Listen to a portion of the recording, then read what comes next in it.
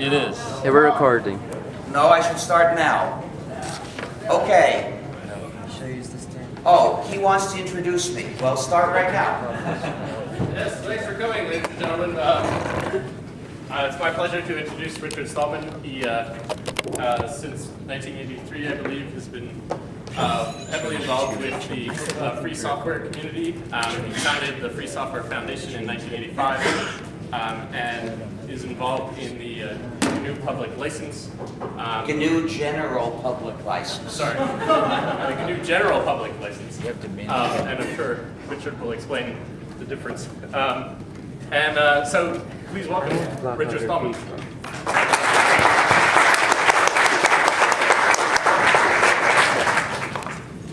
This is not a talk about free software. This talk is to answer a question that people sometimes used to ask me at the end of talks about free software.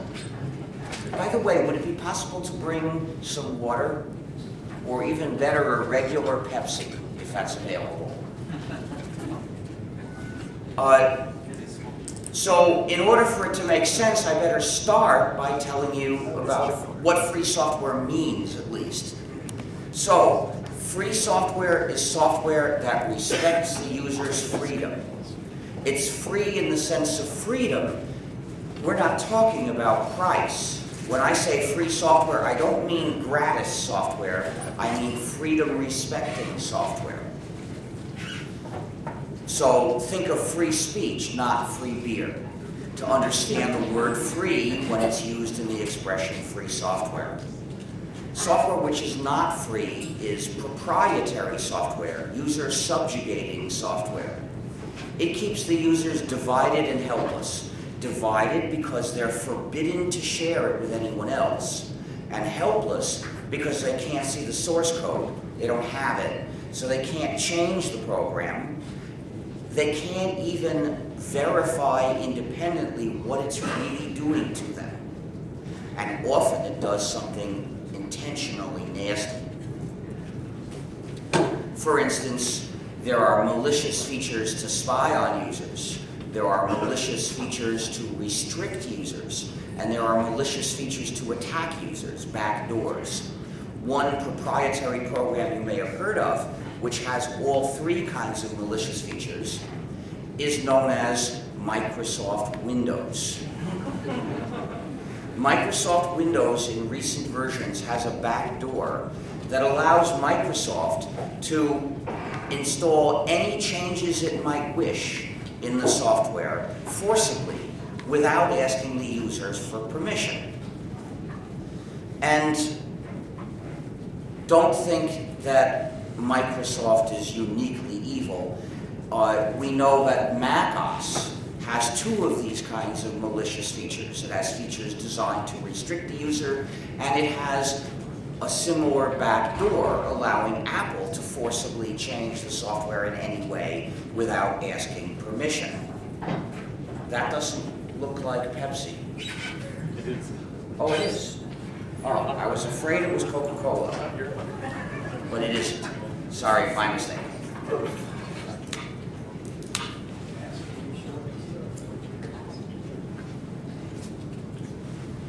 There is a worldwide boycott of Coca-Cola Company for murdering union organizers in Colombia.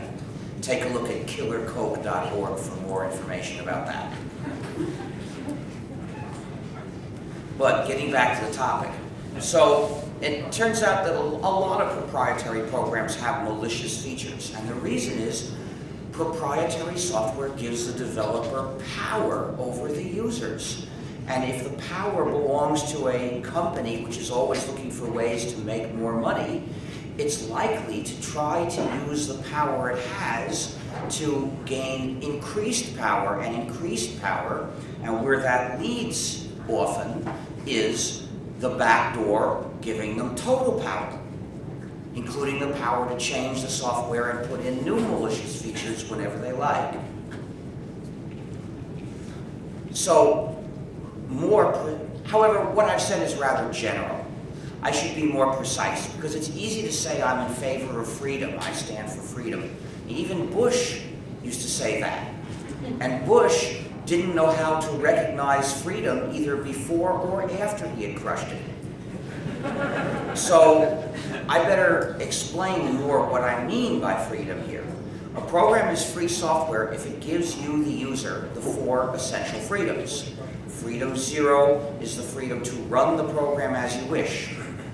Freedom 1 is the freedom to study the source code and then change it to make the program do what you wish. The freedom 2 is the freedom to help your neighbor. That's the freedom to make and then distribute exact copies of the program when you wish. And then freedom 3 is the freedom to contribute to your community. That's the freedom to distribute copies of your modified versions when you wish. These 4 freedoms, first of all, ensure that each user individually has control over the program, but also give any community of users collective control over the program. And these both exist in parallel. The community generally decides what to do with the program, and you can participate in that decision as much as you wish, because that decision is simply the sum total of individual decisions. But if you don't like what some community decides to do with the program, you're never bound by that, because you can always decide to change it yourself or pay someone else to change it for you and get exactly what you want, to the extent you're willing to go to the effort to do so. So with free software, we have individual freedom and social solidarity, and democracy, because the decision of the community is made with everyone's participation. With proprietary software, we have the autocracy of the developer. The proprietary program functions as an instrument to impose the developer's power on the users, whom the developer can then command, mistreat, and exploit. Of course, some masters are nastier than other masters, but to be free means you don't have a master. And in computing, to be free means that you use free software.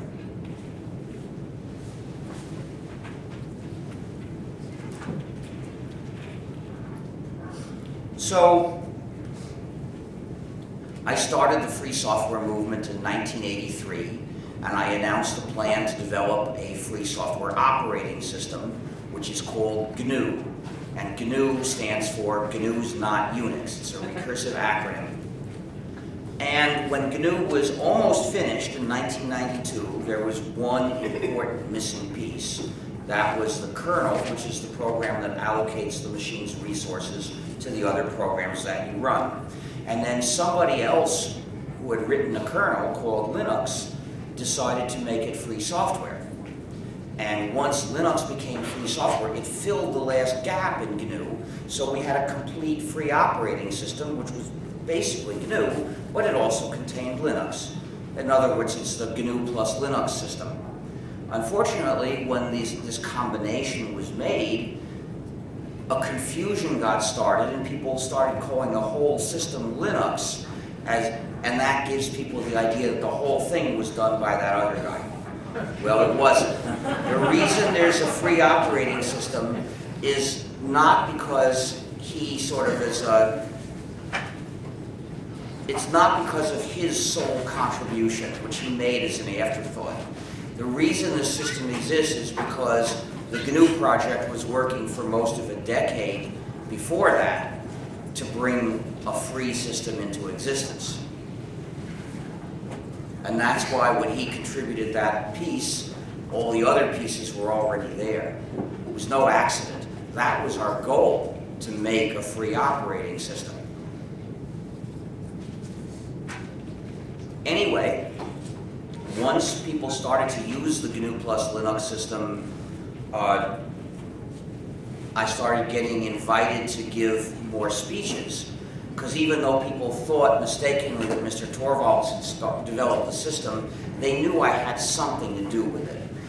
And at the end of the speech about free software, in which I would usually explain the reasons why each of these 4 freedoms is essential, and then talk about the history and the threats we face, people often ask, do these ideas apply to anything other than software? Like, what about hardware? Should hardware be free? Well, I think that's just that's a blithe generalization that doesn't really make much sense. Let's see whether the same 4 freedoms make sense for hardware and what conclusions we would draw about them. Well, should hardware give you these 4 freedoms? Let's look at them one by one. Freedom 0 is the freedom to run the program as you wish. This would become the freedom for a physical object. This would become the freedom to use the object as you wish. And you are. The manufacturer doesn't make you sign a license about what you're going to do with the product. If you buy a wooden chair, there's no license saying which kinds of changes you can make, or whether you can sit on it, or whether you can burn it, or all those other things, that you might do with it. So you've got freedom 0. Of course, there's some things you're not allowed to do at all. If you picked up the chair and hit somebody with it, that would be a crime. But that's not a restriction placed on the chair by its manufacturer. That's just a general rule that you're not allowed to hit people. So, in terms of the use of the chair itself, you are free. And then let's look at freedom 1, the freedom to study the source code of the program and then change it to make the program do what you wish. When we try to transfer this to physical objects, we run into a snag, which is that there is no source code for physical objects. So we have to adapt it some. We could say freedom 1 is the freedom to study and change the object itself. We could say the object is its own source code. It's the closest thing there is in most cases. And then what we find is you have freedom 1, except that the practical ability to exercise it is often limited by practical factors. So for instance, if you have a wooden chair, there are a lot of changes you could actually make to it. You could carve sculpture into the parts of the chair, you could paint it, you could reupholster it, you could do all sorts of things to it. A metal chair is much harder. A computer chip is basically impossible to change. You would destroy it if you tried.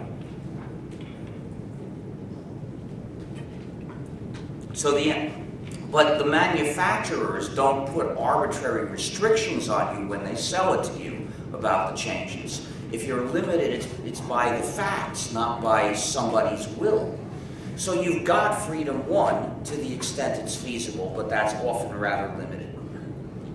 What about freedom 2? The freedom to copy it and distribute the copies. Well, that's a meaningless question because there are no copiers for most kinds of physical objects. Now, for instance, is somebody allowed to make a copy of your car and drive it away? We could imagine sometime in science fiction that there are car copiers. And someone could walk up with his car copier, attach one end to your car, and then out the other end grow another car just like it, except we hope with a different lock. And then he could pick up his car copier, which I suppose would make a key corresponding to his lock, and then he would get into the copy and drive it away, and you wouldn't notice because your car would be unchanged. Well, if we had that kind of technology, the question of whether people are free to use it would be an important question. But since we don't have it, we don't even need to worry about the question. We can leave that to some time in the future when somebody invents a car copy. And likewise, freedom 3 is a meaningless question in practice. Suppose you've modified a chair or modified a car. People do these things. Still, there are no copiers. So the question of whether you should be allowed to copy the modified chair or modified car and hand out copies is a meaningless question.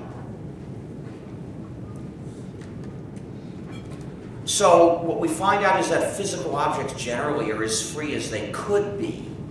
But the ability to exercise these freedoms is in many cases limited or non-existent. You wanted to ask something? Yes. What's your definition of software? Software, I don't have a precise definition because we generally know what it is, but it's a kind of data that controls the actions of a machine when you load it into the machine and tells the machine what to do.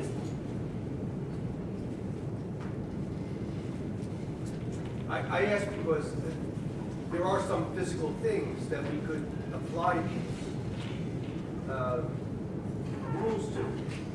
For example, the document that's not software. Well, actually, if you let me get to that. Okay. I prefer to get the questions at the end, but I responded to you since you had your hand up. So for physical objects in general, that question was a silly question, and I'm sure the people who asked it knew it was a silly question. But there are other things which it is quite feasible to copy and change. That is, other kinds of works made of information. You could have a copy of those works in your computer, and you can use the computer to change them and to copy them.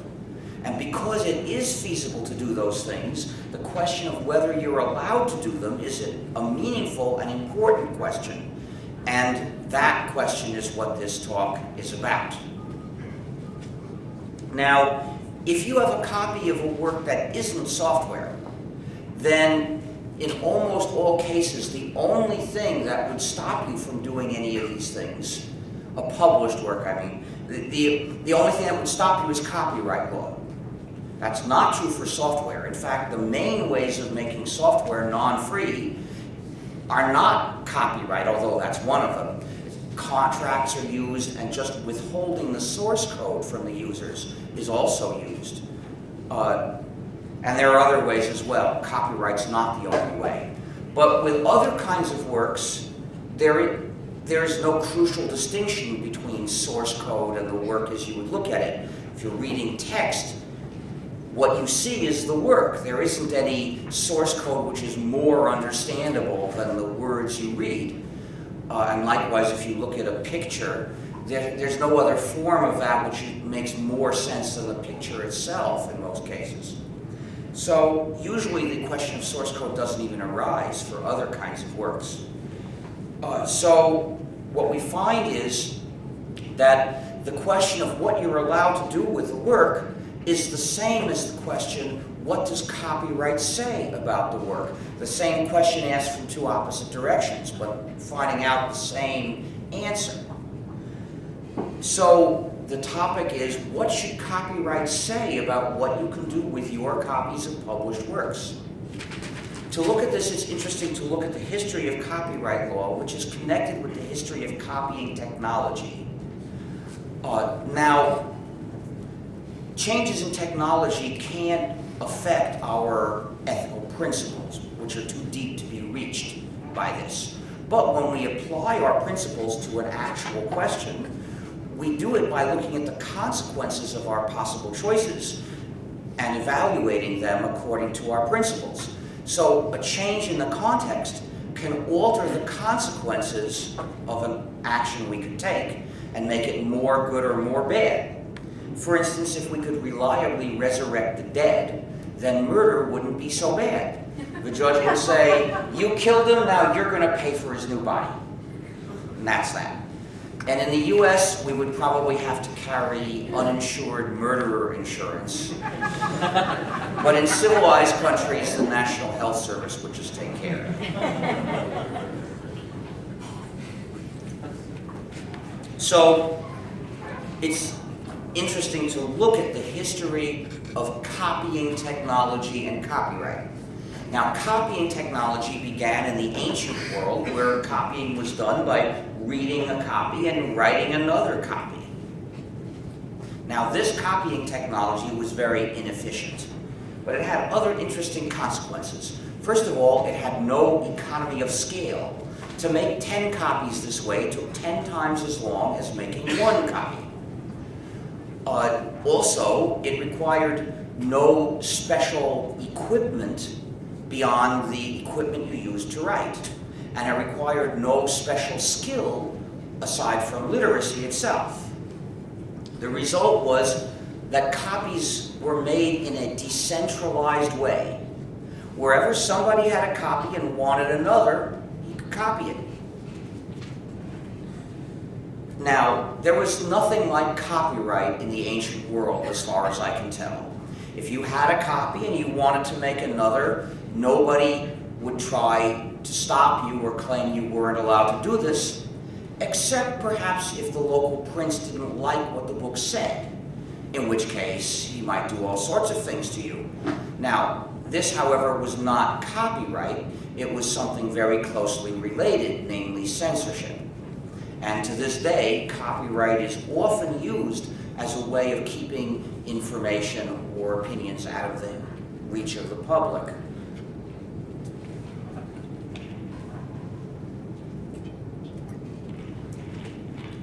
Well, the ancient world existed for a long time, and then there was a tremendous advance in copying technology, the printing press, which made copying a lot more efficient, but not uniformly more efficient.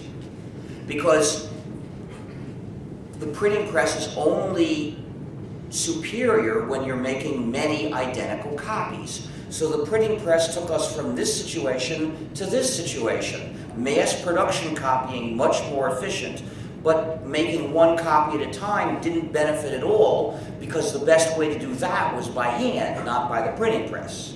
You see, the printing press has an economy of scale. It takes a lot of time to set the type, but once that's done, you can quickly make many identical copies. It takes longer to set the type than it does to write a copy by hand. So you'd only use the printing press when you wanted to make many identical copies. In addition, the printing press and the type were expensive equipment. Most literate people didn't own these. Also, using them was a totally different skill from writing.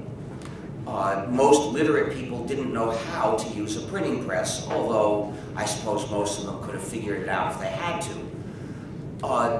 But the point is, because of these differences in technology, we got a centralized system of making copies. The copies of any given work were made in a few places, and then they were transported to whoever wanted to buy them.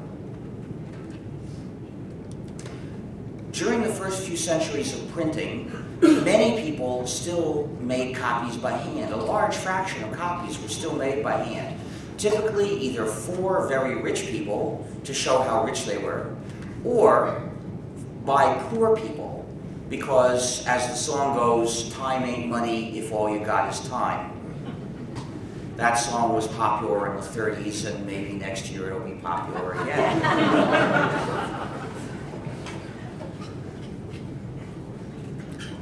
So there were poor people who couldn't afford printed copies of books, but they had time on their hands and they could write copies for themselves. This happened a lot. Copyright began in the age of the printing press. It fit naturally with the centralized mass production characteristics of the printing press. For instance, in Italy in the 1500s, it apparently was the custom that you could ask various princes to give you a monopoly on printing something. And if they liked you, they would generally, princes back then tended to give out monopolies over anything as a way of rewarding whoever they wished to reward, but there was a custom that someone who wrote a book would usually be able to get that kind of monopoly.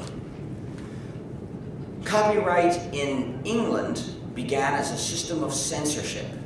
At the time, I believe it was censorship of Protestantism. And this was in the 1500s. And so to publish a book, one had to ask the crown for permission, which was granted as a perpetual monopoly to one publisher. Now, this system of censorship became obsolete in the late 1600s, and people began rethinking what they wanted to do with this system of approval for publication. And in the early 1700s, they changed the system. They started giving copyrights to authors, and and I believe it was for 14 years, renewable once. And the idea arose that copyright would be an artificial way of encouraging writing. When the US Constitution was written, there was a proposal to make the Constitution entitle authors to a copyright. You'd never believe it to hear what the media companies say these days, but in fact that proposal was rejected. And instead the Constitution says Congress shall have the power to promote the progress of science and the useful arts by reserving to authors and inventors for a limited time the exclusive use of their respective writings and discoveries. Now, what we see here are three important points. First of all, the Constitution doesn't require a copyright system, it just authorizes one, supposing Congress decides to set it up. Otherwise, it looks like copyright wouldn't be allowed at all. Second, if there is a copyright system, its purpose is not to provide special privilege and benefit to certain private parties. The purpose is to promote progress, which is a public benefit.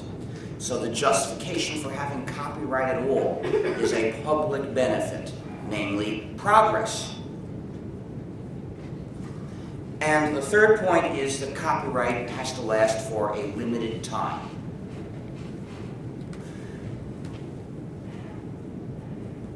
Now, copyright in the age of the printing press functioned as an industrial regulation, or an industrial regulation imposed on publishers, controlled by authors, and all of it set up to provide benefit to the public. Because it functioned as it was an industrial regulation because it didn't restrict what readers could do. If you were restricted by it, it was because you were a publisher. As a result, it was easy to enforce, uncontroversial for the most part, and arguably beneficial. It was easy to enforce because it only had to be enforced against publishers, and that's easy to do. It doesn't require invading everybody's home and everybody's computer. You just go to a bookstore and you say, where did you get these copies? It was uncontroversial because the readers, not being restricted in the things that they could feasibly do, had no complaints. And it was arguably beneficial because the way it was understood in the US legal tradition is the general public, the readers, had traded away part of their natural right to copy anything in exchange for a natural right which they were entitled to, but which they were unable to exercise because they didn't have printing presses. And in exchange, they got the benefits of more writing, which were real benefits. Now, if you have something that you can't use and you trade it to somebody for something of some value to you, it's a positive trade. Whether it's the best deal you could have got, that's a second-order question, but at least you gained something. And since these freedoms were freedoms we couldn't exercise, we didn't complain about this deal. And so, if we were still back in the middle of the age of the printing press, I doubt I would be criticizing the copyright system.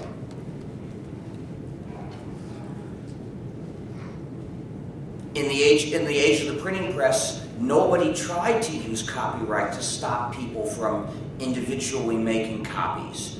Now, it's true that about a century ago, printing presses got a lot more efficient and books became a lot cheaper. That's when paperback books began. And at that point, even poor people could generally buy copies. They didn't have to write them by hand. But still, copyright continued to act as an industrial regulation. But the age of the printing press is gradually giving way to the age of the computer networks.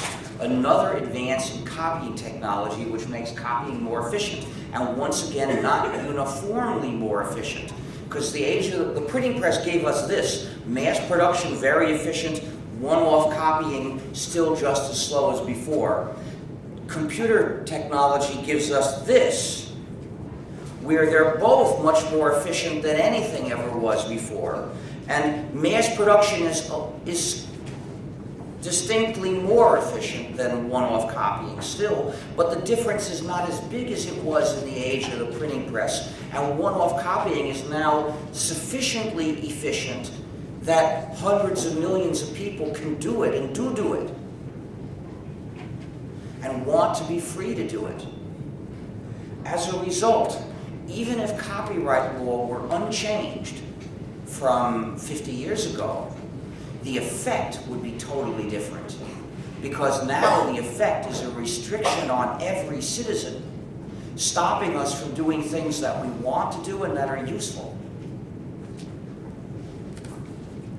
So copyright law, even copyright law from 50 years ago, if it hadn't been changed, would no longer function as an industrial regulation, but instead as a restriction on the general public, controlled by the publishers in the name of the authors, with rare exceptions.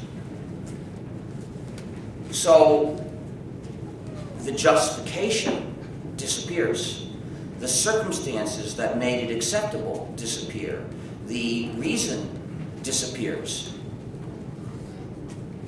So what governments that were democratic and wanted to serve the interests of their citizens would say at this point is, this deal, which traded away some of our citizens' freedom, has become unacceptable, and we have to reclaim some of that freedom for our citizens so that they can exercise it. That's what they want, that's what they deserve, and that's what they will get. We can measure the lack of real democracy in governments around the world by their tendency to do the exact opposite, to extend copyright power beyond what it was in the age of the printing press. For instance, there's the dimension of time. In the past few decades, the length of time copyright lasts has been extended over and over in the US. The last extension was in 1998. Copyright was extended by 20 years for both past and future works, supposedly in order to promote authorship. But how this law could possibly encourage the now dead authors of the 20s and 30s to write more back then escapes me. If they have a time machine, apparently they didn't use it. Because our history books don't record that the authors of that age learned that their copyrights were going to be extended, and so they set to work writing with a will. Why don't they use the time machine and tell them? Now, it's at least conceivable that 20 more years of copyright for a future work would convince somebody to go to the trouble of writing it. But not anybody rational, because economists will tell you that the discounted present value of 20 more years of copyright starting many decades in the future, if you're an individual author, it would be long after you're dead. If you're a company deciding to pay people to write it, well, they used to have 75 years of copyright, so this would be 20 more years starting 75 years in the future. The discounted present value of this is so small, it wouldn't rationally motivate any business to decide anything. And any business that claims that these 20 more years are needed ought to substantiate its claim by presenting its projected balance sheets for 75 years in the future. Really what went on was some companies wanted to continue their existing monopolies on works that were made long in the past. And everything else was just, and they paid congressmen to vote for this, and everything else was just an excuse. For instance, Disney was aware that the copyright on the first films in which Mickey Mouse appeared as a character were going to expire in a short time. And once that happened, anybody else would be allowed to draw Mickey Mouse in some artistic work. Disney has got a lot from the public domain, but doesn't ever want to give anything back. So Disney was among those that essentially paid congressmen to vote for this, which is why we call it the Mickey Mouse Copyright Act.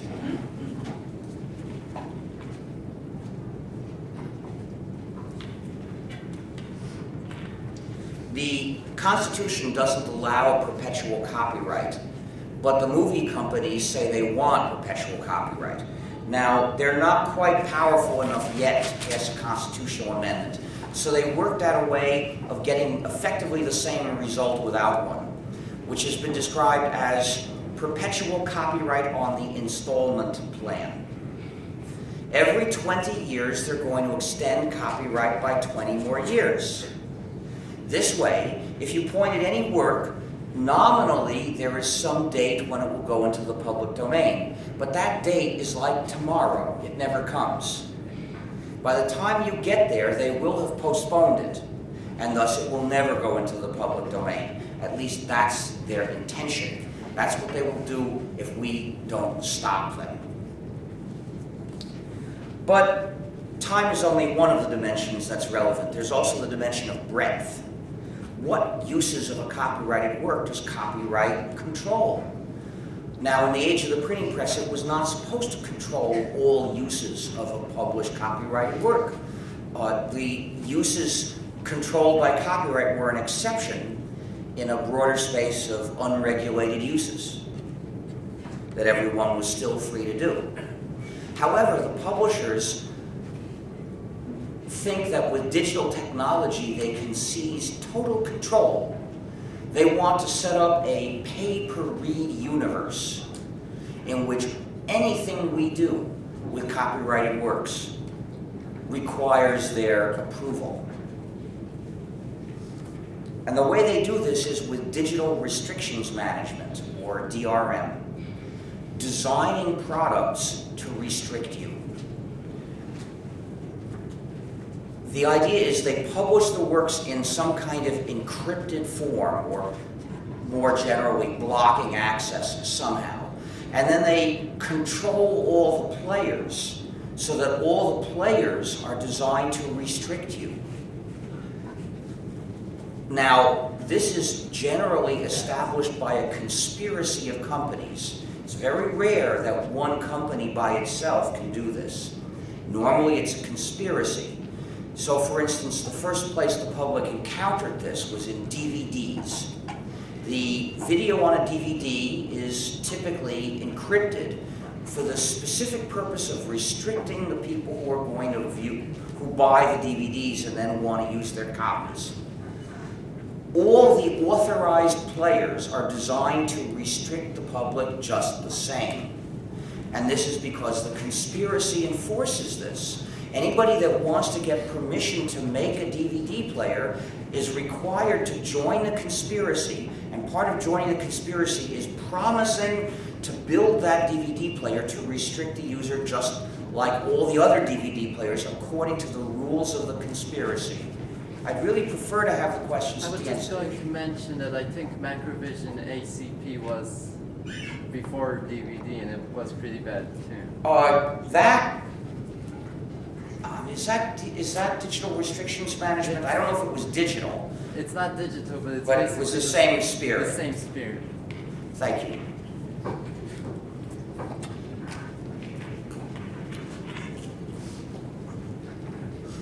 So, this is why all the DVD players restrict you the same. Now, you might wonder how I know about this conspiracy. A conspiracy of companies to restrict the public's access to technology ought to be a felony. just as a conspiracy to set prices would be a felony. But they are completely certain that our government is on their side against us. And they have absolutely no fear that they will ever be prosecuted for this. And as a result, they don't even bother to keep their conspiracies secret. They announce these conspiracies. That's how I know. They say what their rules are. Now, originally they thought that nobody would ever figure out how to break their digital handcuffs. But people figured out the format of DVDs and released a free program capable that you can use to watch the video on a DVD. And because it wasn't made according to the rules of the conspiracy, you could also use it to copy the DVD. So this software is available, but distributing it in the US is forbidden. The US practices censorship of software. That was enacted in 1998 as part of the Digital Millennium Copyright Act. Censorship of software. So, if you're in the US, one of the few rights that nominally still remains to you is the right that if you buy a DVD, you can watch it. But the free software you could watch it with is forbidden for anyone to provide to you. And the same companies have been lobbying for laws along the same lines in other countries. In France, even to possess a copy of this free program is a crime that people can be imprisoned for. Shows just how strongly committed the French government is to the cause of the megacorporations against the citizens of France.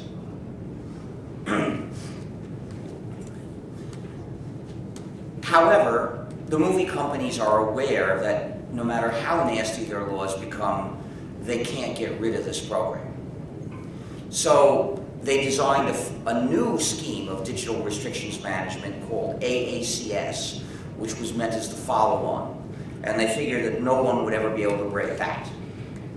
Then 2 years ago, someone released a free program that can decrypt the AACS encryption. But it was useless because in order to actually use it, you would need to know the key, and no one knew the key. And then 6 months later, I saw a photo of two adorable puppies, and above them were 32 hex digits. And I wondered, why put those digits into a photo of puppies? I wonder if those digits are a key for something. And people put them together, I guess, because other people would redistribute the photo because of the cute puppies, and this way the key could not be wiped out. And that's what it was. That was the key to break the axe.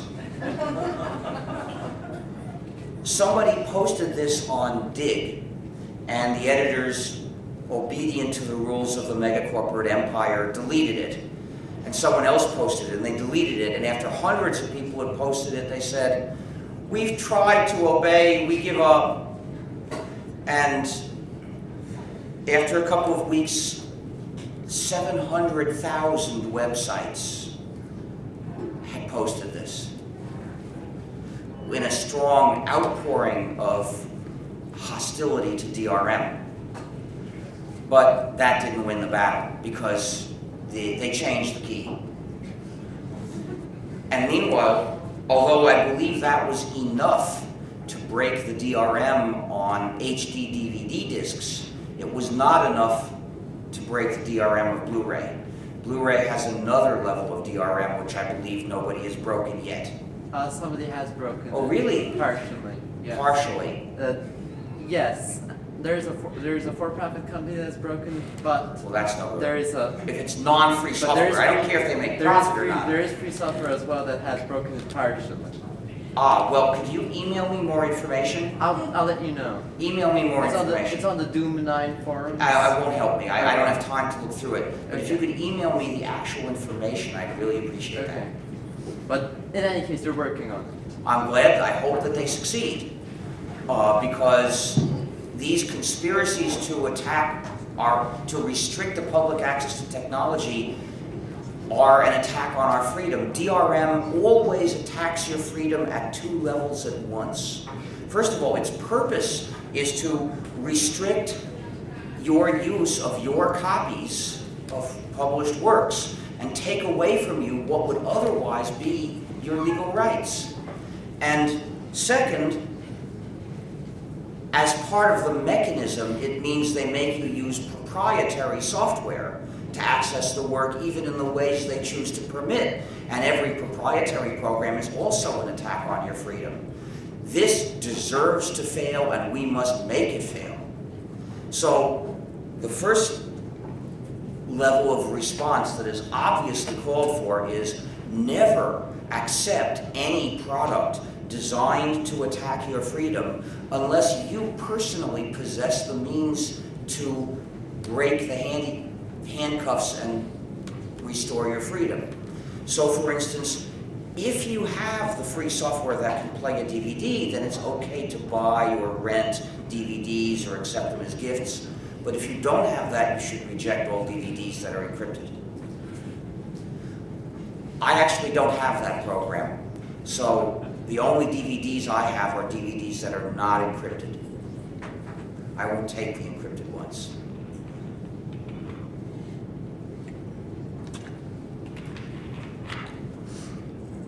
Anyway, though I've told you about digital restriction. Well, okay, that's the first level of response. The second level of response we should make is collective opposition. And that we can do through the campaign defectivebydesign.org. That is our campaign of protests against DRM. Go to the site and sign up, and you can participate in our protests. We need big protests because the goal is to show these megacorporations that if they design their products to attack our freedom, they will be hated. We have to teach them not to do it. In any case, I've been telling you about DRM on movies and videos, but we've seen it in other media too, for instance, music. Starting around a decade ago, we began to see things that looked like compact discs, but they did not follow the standard of compact discs because they were deliberately being written wrong so that they wouldn't be readable in a computer. We called these corrupt discs.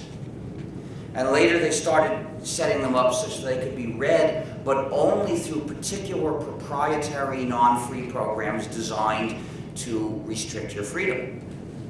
Sony got in some hot water for their scheme for corrupt discs. For instance, well, here's how it worked. They designed it so that if you put the disc in a computer, it would install software in the computer, and this software resembled stuff that's inside of a virus or that crackers use to take control of the machine. It was called a rootkit. And what it does is it seizes total control of the computer and installs itself inside the operating system. Now, this, by the way, was a felony. And as many viruses do, it contained software to modify commands that you would use to investigate what's going on in the system so as to disguise its presence. And it modified other commands that you might try to use to delete it so that it wouldn't delete that if you tried to delete that. This was in addition, of course, to restricting what you could do with the data on that disk, on any of the Sony disks. Also, I don't know why, but I read that it stole the libmp3 lame. Yeah, please, just let me give my speech, okay? Okay. That was one felony, but Sony committed another felony, which was that part of the code of this program was free software that had been released under the GNU General Public License. Now, the GNU General Public License is a copyleft license, which means that when you include some of this code in a larger program, you're allowed to do that provided you release the whole of the larger program as free software under the same license. And you have to make the source code available to the users, and you have to give them a copy of the license itself so that they know their rights. Well, Sony didn't do this, and that was commercial copyright infringement. Of course, Sony was never prosecuted for this because our government is on their side in attacking our freedom. But people did sue Sony for this. Unfortunately, the criticism focused not on the malicious purpose of this scheme, but only on the other nasty things that Sony did as part of the means to achieve its malicious purpose. And this kind of criticize details of the means approach is often tempting, but it's fundamentally mistaken. Sony settled the lawsuits, promising that in the future, when it designs products to restrict our freedom, it won't do the other nasty things. And Sony has learned its lesson. In the future, the rootkit will be installed in the computer before you get it, and it will be impossible to remove. And it will be called the PlayStation 3. And the rootkit will be called AACS. So, focusing on secondary wrongs can help you win one battle, but it doesn't help you win the war. Now, we've seen, to a large extent, a retreat from DRM on music in the past few years. I hope that Defective by Design has helped bring this about. But we see fresh attempts to impose DRM on books. About a decade ago, the book publishers wanted to take away from book readers traditional freedoms to do things like borrow a book from the public library, lend it to your friend, sell it to a used bookstore, buy it anonymously by paying cash, and even the right to keep the book for as long as you wish and read it as many times as you wish, and perhaps pass it on to your children who could then do the same things. They'd like to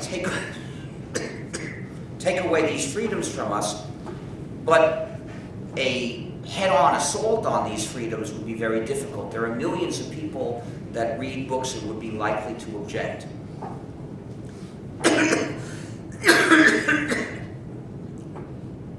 So even though democracy is pretty sick in the US, it's not quite dead yet. So they conceived of a two-stage plan to achieve the same result.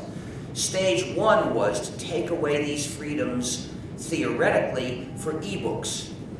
And that they achieved with the Digital Millennium Copyright Act. And it didn't face much opposition because there weren't ebooks and there weren't people reading ebooks, so most people didn't pay attention. The second stage of their plan was to convince people to read ebooks instead of printed books. And they tried that. There was a massive PR campaign to convince people to use ebooks. And one publisher had the idea that they could get their line of ebooks going with a real bang if they started with my biography. So the publisher found an author who came to me asking for my cooperation, and I said, I'll cooperate provided this book is going to be published without DRM. The publisher would not agree to that. So I suggested a different publisher who I thought would agree, and who did. And not only that, the book was actually published free. That is to say, with the 4 freedoms. Of course, it wasn't gratis, not the printed copies. They sold those, and they sold a lot of them. But the text is also available on the internet, and you are even free to according to freedoms 1 and 3, you can even publish a modified version if you wish. So, it's just one of the ironies of my life that the issues that I campaign about often arise in practice in the means that people ask me to use to carry out the activity. So I'm faced with situations where I have to choose between doing the thing that other people are asking me and pressuring me to do that would look advantageous, or else living by my own principles. And what I do is I live by my own principles, and I treat these as opportunities to show other people that they really have to follow these principles, that it's not just for everybody else, it's that it's when it comes up in their lives too, it's important to do the right thing. In any case, ebooks flopped. They just didn't catch on, not a lot of people bought them. And I wish I could convince myself that this was because people recognized ebooks as a threat to their freedom. But I was pretty sure that it was for some kind of practical inconvenience. And I said, they're going to try again. And now they are trying again. With products such as the Sony Shredder. They call it the Reader, but I think if we add SH, the name becomes much more accurately descriptive of the effect. And the Amazon Swindle.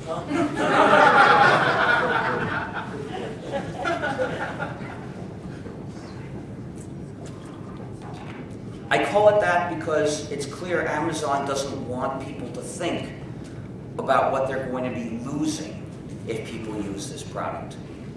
Imagine going to your friend's house and there are no books. And it's not that your friend never reads. The reason there are no books is he has ebooks instead, and they're all inside this little device he has. So, of course, it would be, while you can walk up to the bookshelf and look at the books, we all do that, to pick up his electronic device and start looking through it would feel like intruding. And even if you found a book that you liked, he couldn't lend it to you. He'd have to lend you his whole library at once. And obviously that's too much to ask of anybody. So not only will your friends be unable to lend you books, but you won't even be able to browse their collections of books to see the books you've never heard of that you might be interested in. What a big loss that would be for society if we let it happen. Well, I'm not going to.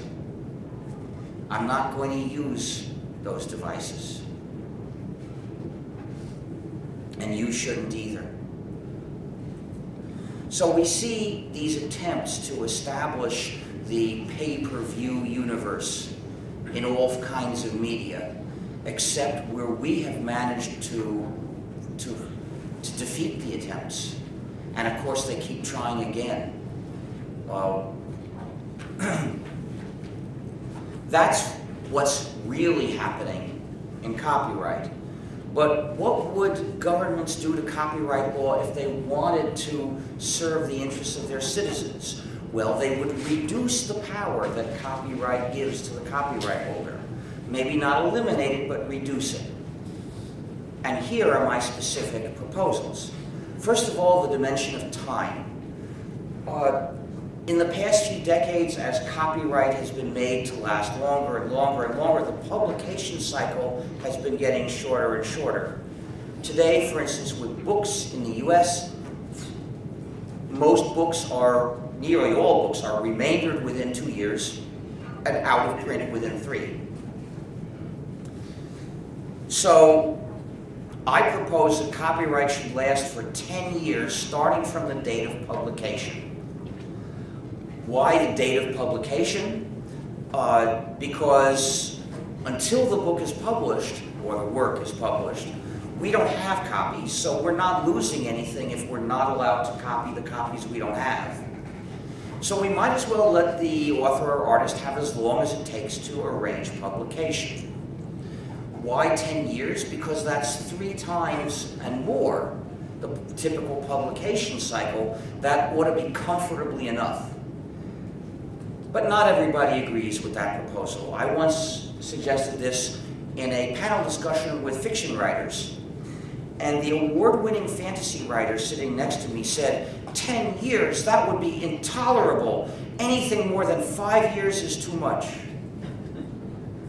Yeah, I was surprised too. You see, when the publishers demand increased power over us, they always say that they're doing this on behalf of the authors and artists, whom they like to call, quote, creators, unquote. A term which I believe they use because it subliminally suggests some kind of deity that deserves special powers. But in fact, at the same time as they cite those wonderful authors as the reason for more power over us, they are grinding those authors into the ground with their heels. Mistreating them and exploiting them is normal. For instance, what happened to this author? He had a dispute with his publisher. You see, his book contract said that if the publisher let the book go out of print, then the rights would revert to him. Well, as far as he could tell, his book was out of print, but the publisher refused to admit it and was using the copyright on his own book to stop him from distributing copies, which he wanted to do so that people could read his work. Now this is what every author or artist starts out wanting. They want their works to be seen and appreciated. And most of them continue wanting this. A few of them, the very few who strike it rich, come to want money above all things. People like J.K. Rowling. They get corrupted morally by their success. But few have enough success to corrupt them. He still wanted people to read his work. He knew that more than 5 years of copyright was not likely to do him any good, but could do him harm. Well, I'm not necessarily opposed to his proposal. I suggest 10 years as a rough first step in making things better. And after we try 10 years for a while, we could see if we want to make it a little longer or somewhat shorter. I wouldn't be, if other people want 5 years, I won't argue against it. I don't claim that I know the perfect amount of time for copyright to last. It's meant to be the right order of magnitude. But what about the other dimension, the breadth of copyright power? Which activities should it control? For this, I distinguish 3 categories of works based on what kind of contribution they make to society, not based on what medium. That's the first thing people think of, but I think that this is a deeper kind of distinction. First of all, there are the works that serve a practical, functional purpose. You use them to do jobs in your life. Second, there are the works that tell you what certain people think. And third, there are the works of art and entertainment whose value is in the impact that they make. 3 different ways that a work can contribute something to society. First, let's look at the works of practical, functional use. These include software programs, recipes for cooking, educational works, reference works, and some other things. These works must be free. Because if you use the work to do jobs in your life, then in order to control your life, you need to control the work.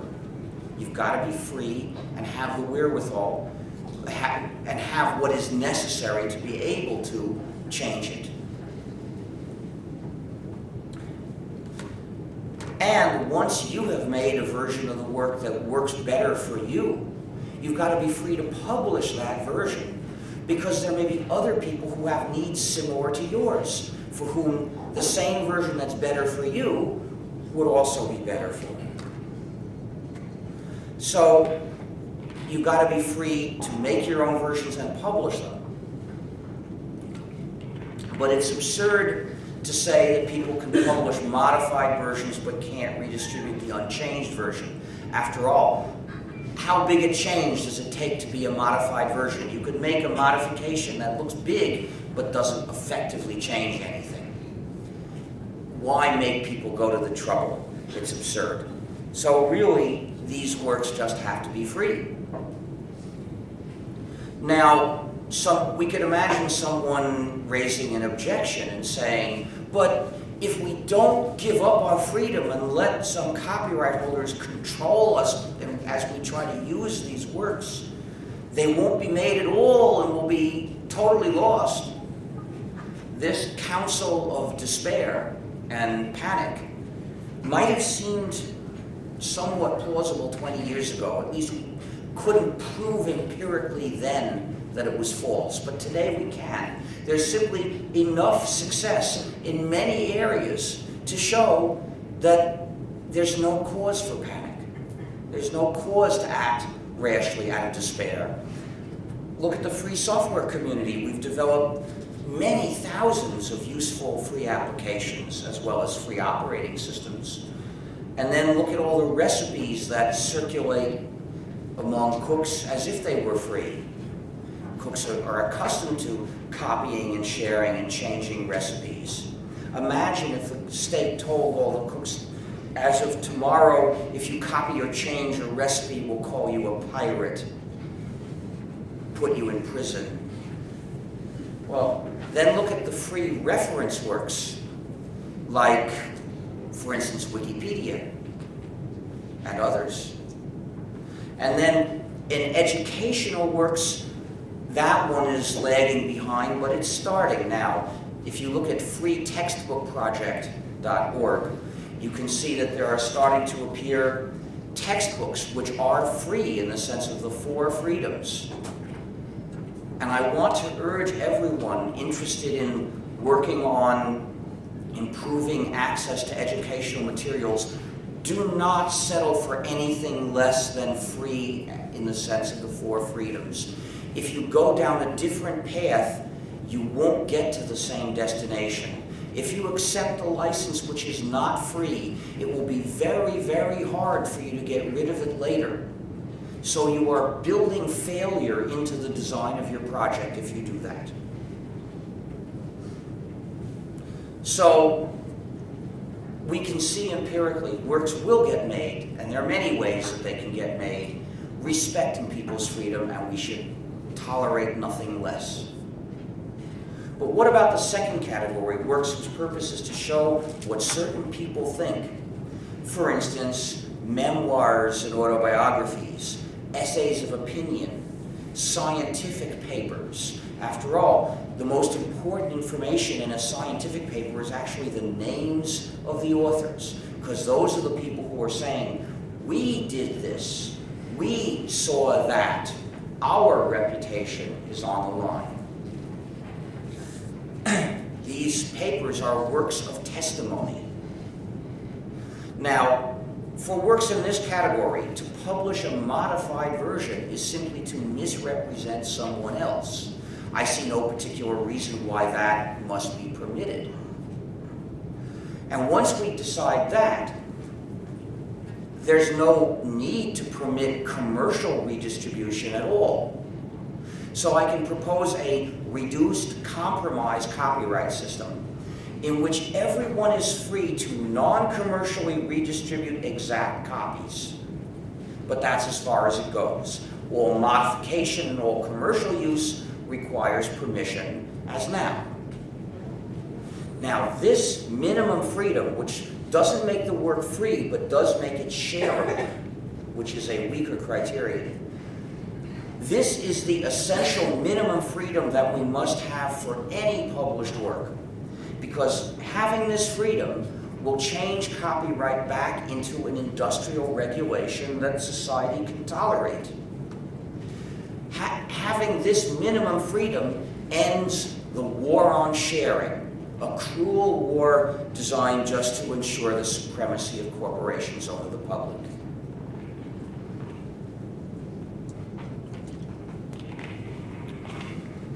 And for the works in this category, I think this minimum freedom is what we need. And thus, because commercial use would continue to be covered by copyright, the system would continue to provide revenue to the authors in more or less the same lousy, inadequate way as it currently does. And what about the third category, works of art and entertainment?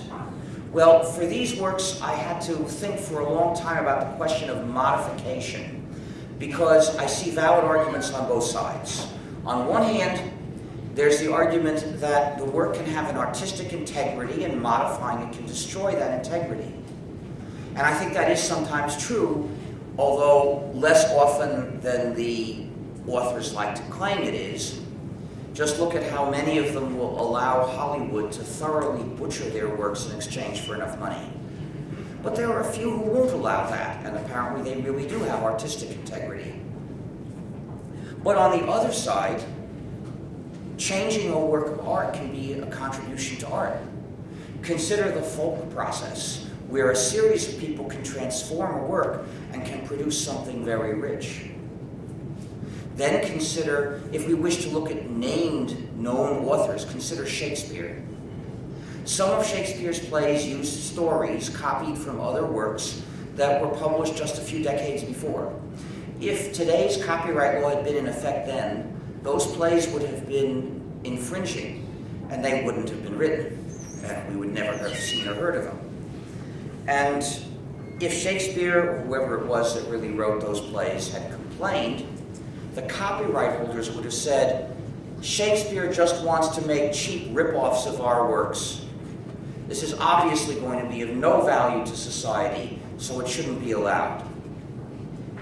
Now, since we have seen Shakespeare's plays, we say that he was or whoever it really was a great playwright, and that these works are important contributions to literature. But we can only be confident of this because we have seen them. If they had never been written, we couldn't be sure, could we? So it's important to recognize this as a reason to doubt the same claims when they're made by other copyright holders.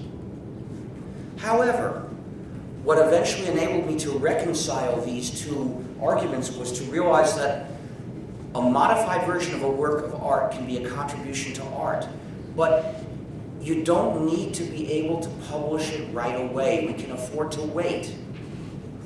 When it's a matter of a work that you use in your life, you've got to be free to change it today because you may want to do that job today.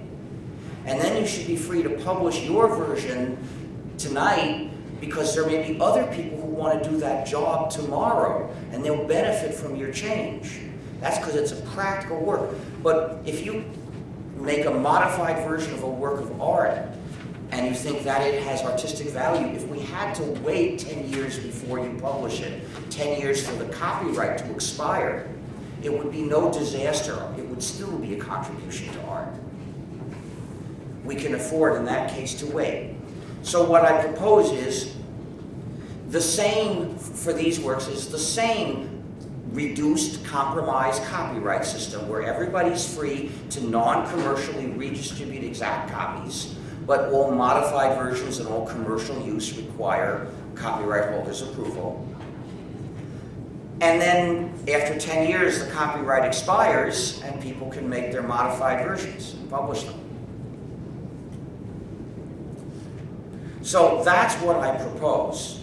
As a separate question, an interesting issue today concerns remix, which is the practice of taking little bits out of lots of works and putting them together into a work that overall is totally different. Now, if the goal of copyright is to promote progress, it's obvious what we have to say about remix. It should be legal. It just should be considered non-infringing. This is another work.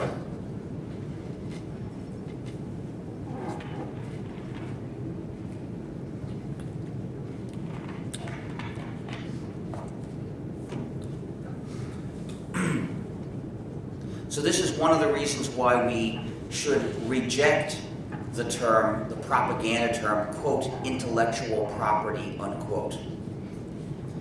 That term carries bias and confusion. The bias comes from the word property, because that word is meant to distort the way we think about whichever law is under discussion, in this case, copyright law. See, copyright law is supposed to be for the benefit of the public, a scheme to artificially promote writing. If you judge copyright issues primarily in terms of the interests of the copyright holder, you're doing it wrong. And to presume that whatever benefits the copyright holder benefits the public, that's as stupid as what's good for General Motors is good for the USA.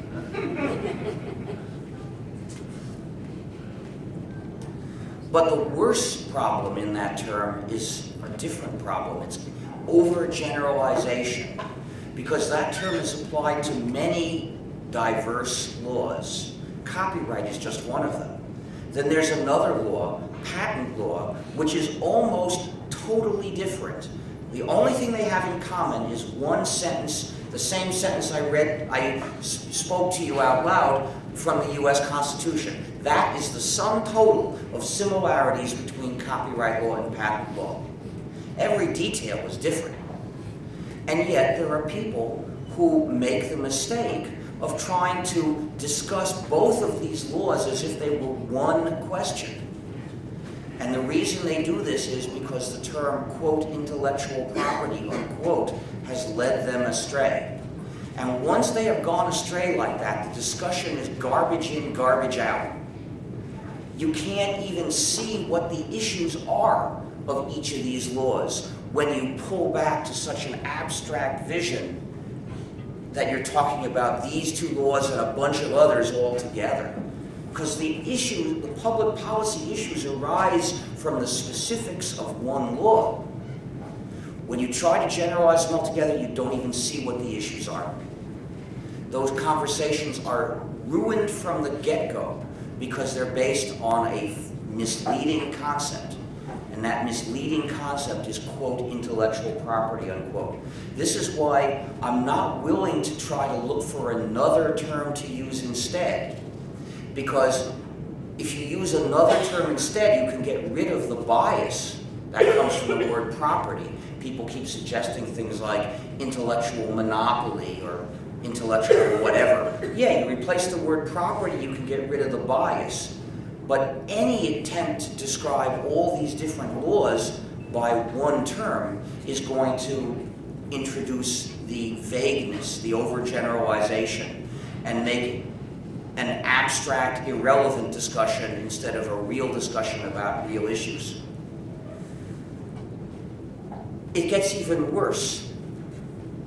You see, strictly speaking, these laws are called intellectual property rights. So what would intellectual property refer to? People try to imagine that we take all these different disparate laws, which have, practically speaking, nothing in common, but then you imagine that they're all about the same thing. And what is this fictitious thing? It would be intellectual property. It's a construction of something that's purely imaginary. Best to just erase it from your thinking. Copyright law really exists. It really raises issues that do arise in our political system. And those issues are worth thinking about. And to think about them right, it's most important not to confuse them with other laws that do different things and raise different kinds of issues. Now, in my proposal, one effect is file sharing on the internet should be legal. That's the most obvious, direct conclusion. The war on sharing must be stopped. The record companies would say that sharing is taking money away from the musicians. And you may have heard the saying that a half-truth is worse than a lie. Well, this isn't quite a half-truth. This is more like a few percent truth. Mostly falsehood. You see, when you buy the record of some musicians, in almost all cases, they don't get any money. They get zero. It's not just small, it's zero. When I buy a commercial CD, which is the main way I get any music, I am ashamed to realize I am not supporting the musicians. I know that it's likely not to be supporting the musicians. See, here's how it works. The contracts that the record companies impose on musicians who are starting out are extremely exploitative. They treat the production and publicity expenses as an advance to those musicians, which means that when you buy the record, yes, a certain fraction is nominally for the musicians, but the musicians never get it. It goes from one account in the record company to another account in the record company in order to, quote, pay back, unquote, the, quote, advance, unquote. And it's very rare that a record sells so many copies that it finishes repaying this so-called advance and actually starts providing money to the musicians. A record can go platinum without reaching that point. So there are only a few exceptions to this, and those are the musicians who finished their first record contract, which is 5 or 7 albums, sufficiently famous that they have the clout to negotiate another contract that doesn't exploit them. And then the records they publish after that point, they'll really get some money if you buy those, but not their older records, because those are still under the previous contract. So it's the newer records of the long-established superstars that actually give them some money. And of course, these superstars are the people that the record companies send as witnesses to testify in hearings about how to change copyright law. They're the ones we've heard of. So the way the other musicians really make money is from their concerts. Now, this is not to say that they get no benefit from having a record contract, because the record contract involves publicity, and the publicity could mean more people come to their concerts and they have more concerts. And this way they actually do make money, although I should point out that increasingly the record companies are getting their hooks into that too. If you buy something from the musicians at their concert, most of that money is likely to be going to the record company too. Of course, it depends on what kind of contract that band has. In any case, publicity for these musicians is useful, but there's more than one way to do publicity. Another way is somebody listens to some music and mails a copy to his friend. Sharing music is a way to give musicians publicity, and it's a healthier way, one that isn't controlled by hype. So I think it's better for music as well as better for us, and in the long term better for musicians. So I think that ending the war on sharing is not going to be bad for any musicians, except that some superstars will get less rich. The main losers will be the companies that have spent so much to attack our freedom, the companies that sue teenagers for hundreds of thousands of dollars and that have paid for laws to attack our freedom. And bankruptcy and disappearance is what those companies deserve. Nothing less will be justice for them. I'm not against companies making and selling records. And if we had a system requiring such companies to actually pay the musicians, it might be a good thing. But the companies that have attacked our freedoms, the major record companies, they deserve to be eliminated for the evil they have done. Now, we might, I think that it's clear that the changes I proposed will not make the current lousy system of supporting artists significantly worse, but we might want to make things better. We might want a system that does a better job of supporting artists than the current one. I have two proposals for how to do this.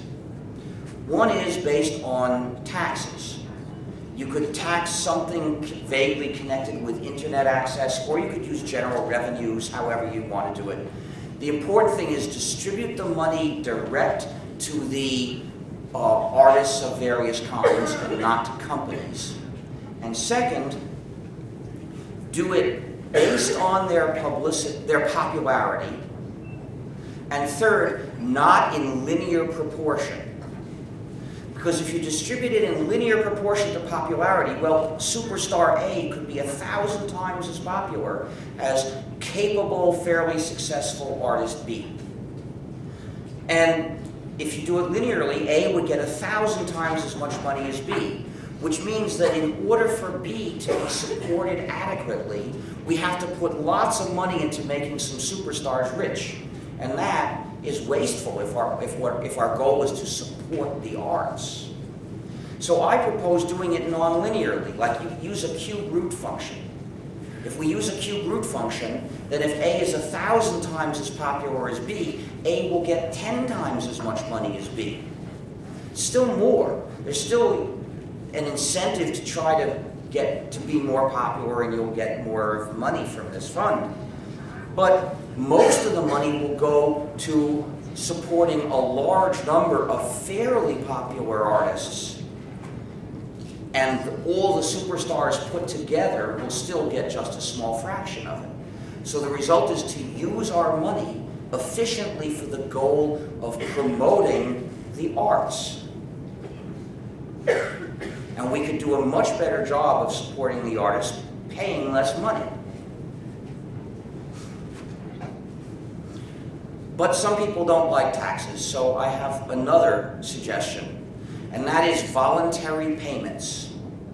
Suppose each player had a button with a dollar sign on it, and you could push the button and it sends $1 to whoever made whatever work you're currently playing or played last.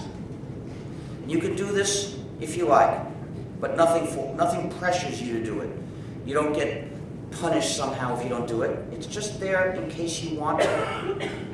But lots of people are going to want to, because lots of people really appreciate some works and really want to send money to the artists that made them. We're already seeing that voluntary payments do support some artists. 2 superstar musical groups in the past year published albums and essentially on the internet and essentially said, pay if you want, otherwise share it.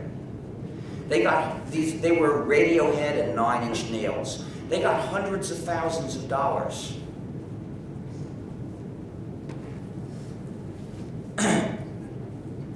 Monty Python recently put all its works up on a website for people to download.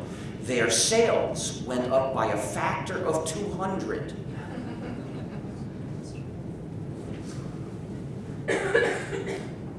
And it's not just for very, very famous artists that this works. There's a Canadian singer called Jane Siberry, or she was called that.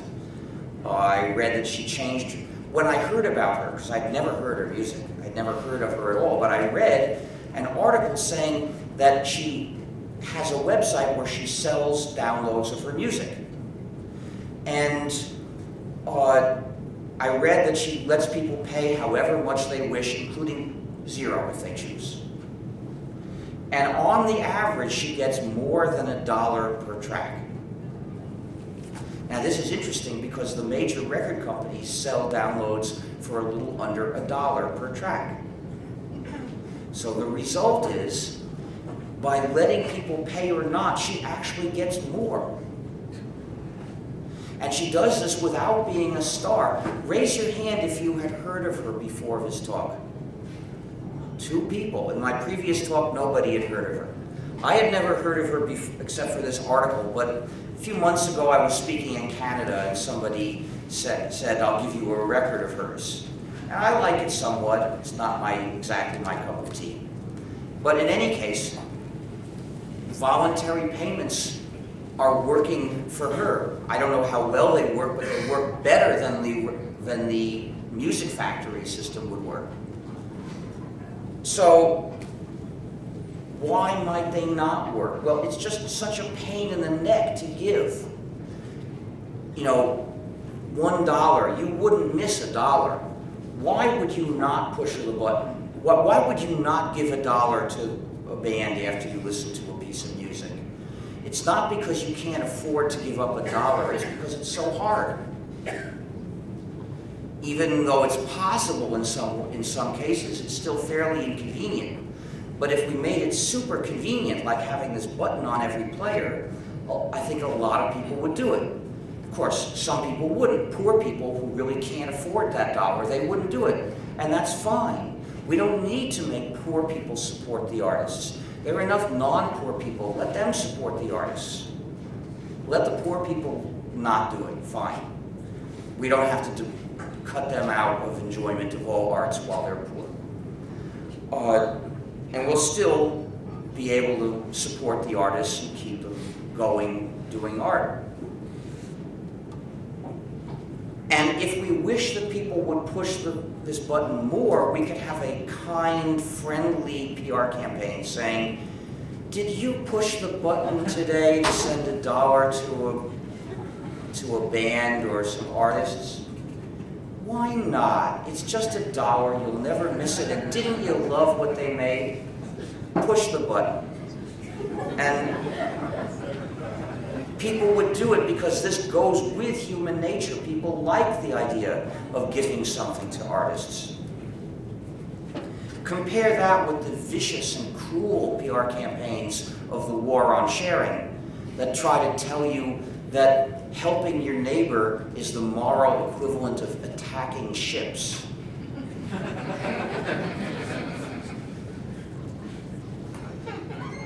So, this is what I propose. And did you bring the boxes? Yeah.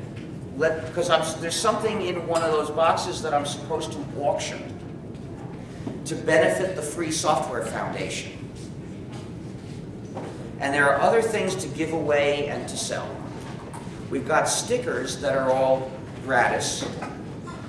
So, and then there are various other things which are for sale. Open, please open, please open. This one's open, that one's not. So please, you open it.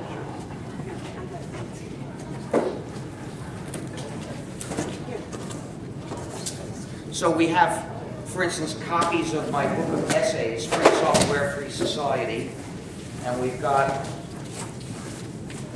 some t-shirts left.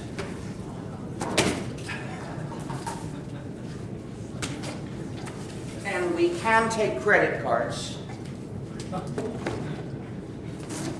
In there, what do you, could you, is there a big GNU by any chance? Oh, no, those are small GNUs. Here's a big GNU. Yes, this big GNU is what I'm going to auction.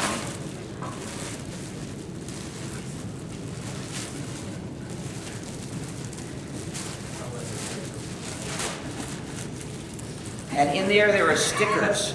Could you possibly take the stickers and just put them on the table so people who are leaving can take some? So this GNU, this adorable GNU, needs a home. And if you have a penguin, you've got to have a GNU. Because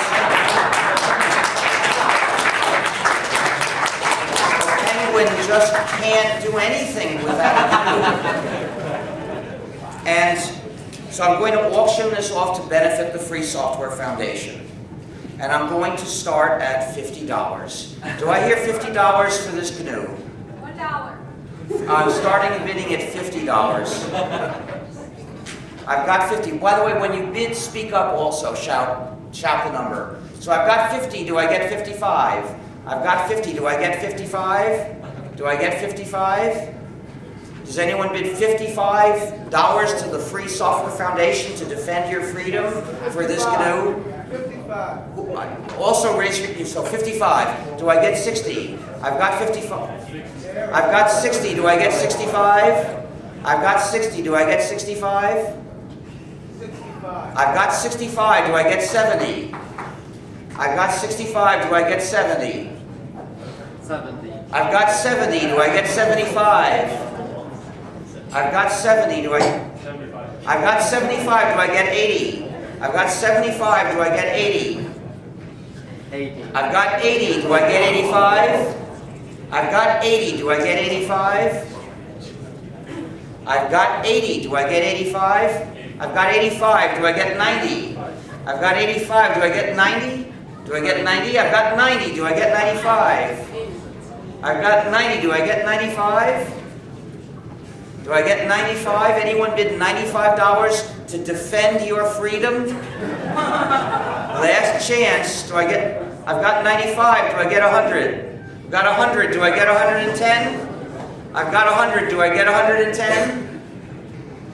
I've got 100. Do I get 110? Last chance. Anyone bid 100? I've got 110. Do I get 120?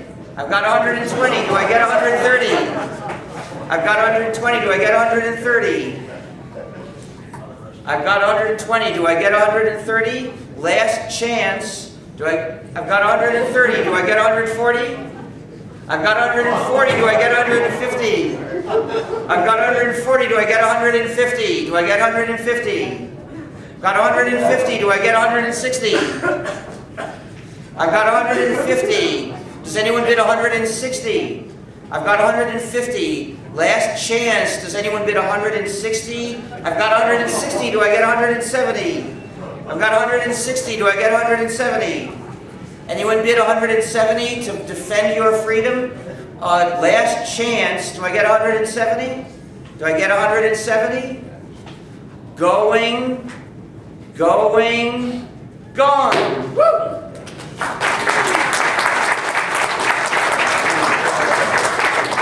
So the other things are for sale. The shirts are 20 and the books are 25. And we also have pins and key rings and buttons. Would you like to sell them? Okay. So if you could put them up on a table up there. Yeah, the books too. The book and the shirts. And meanwhile, I'll answer questions.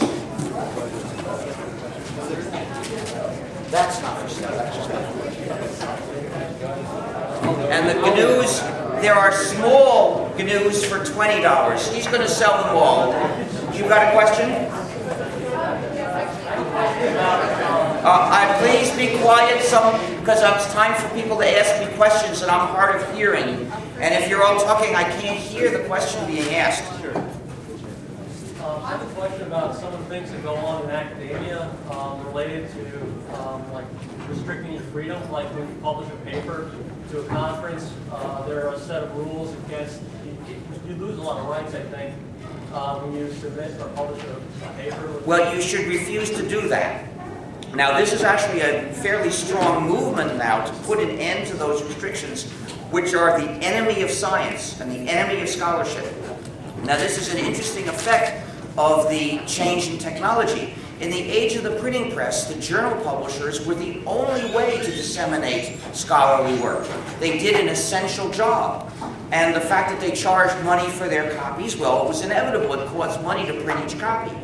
And so it was fine. But now, the best way to disseminate scholarly publishing is to put it on the net and let everybody copy it.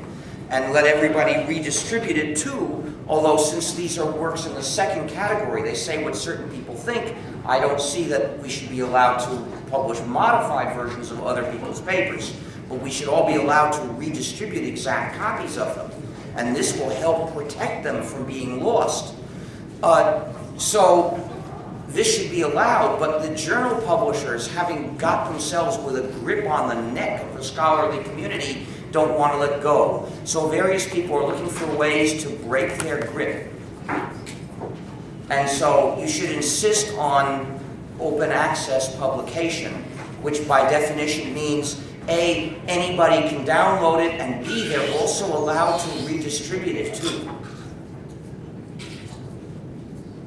Richard, I really appreciated your comments. It was an entertaining lecture. I especially liked what you had to say about DRM.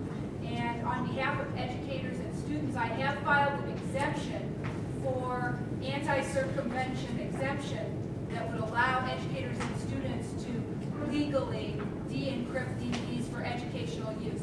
But I have to... Well, the problem is, the thing is, you're allowed to do so because that's fair use. Correct. The problem is we're not allowed legally to distribute to you the program you could do it with. So here's the funny thing, Richard. You spent the last hour and a half, and only now have you mentioned the doctrine of fair use.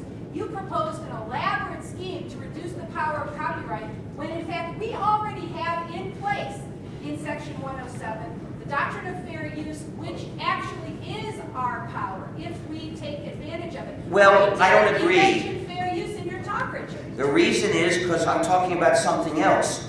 In general, it doesn't seem like the courts regard internet file sharing as fair use, but internet file sharing is an essential part of the freedom I'm advocating. So, of course, I'm in favor of fair use, but I'm talking about going beyond that. But in your talk, the ideas that you proposed about modification requiring permission, actually that would seem to limit fair use. That seems to be a regressive... No, I'm not opposed to... vis-a-vis I mean, fair use. remember, some kinds of ways of using a work are fair use, but a lot are not. And I don't want to reduce fair use at all. I'm just sad that, in fact, the talk is over, and now I'd invite you to think about the message that you sent to the folks who left before this presentation was over, who thought they were getting an introduction, an understanding of the reason why copyright needs to change in the 21st century, and who left this session without understanding what the doctrine of fair use offers us as users under the law. I'm afraid I don't agree with you. First of all, because I can't explain to them fair use. I'd have to memorize a lot more that I've read and I forget, of course. But the other thing is, I'm talking about freedom that goes well beyond fair use.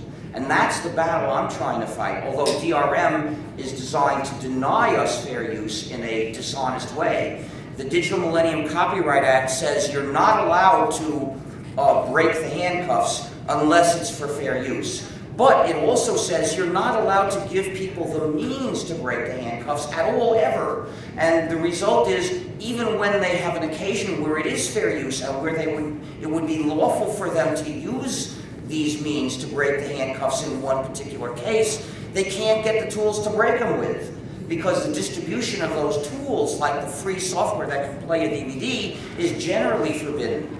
And as a result, it's a dishonest way of taking away fair use rights.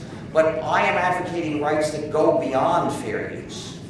It seems to me that if we empower citizens to take advantage of their rights under fair use, that will broaden the base of support for changing copyright regime overall. I think that it probably can't do any harm, but I would rather take the bull by the horns. I say sharing is good, we must be free to share. I don't want to limit my advocacy to fair use as defined by current U.S. copyright law and interpreted by the courts, although I'm entirely in favor of that. I don't want to make that the center of my advocacy because I want to go beyond that. It's me. Yeah. Now, this is not related, but what effect would shortened copyright have on GPM? If we shorten copyright's duration, then that would affect anything, and copyrighted works, including copylefted works, because copyleft is legally based on copyright law, they would go into the public domain after that period of time, and anybody could then do with it whatever they wished.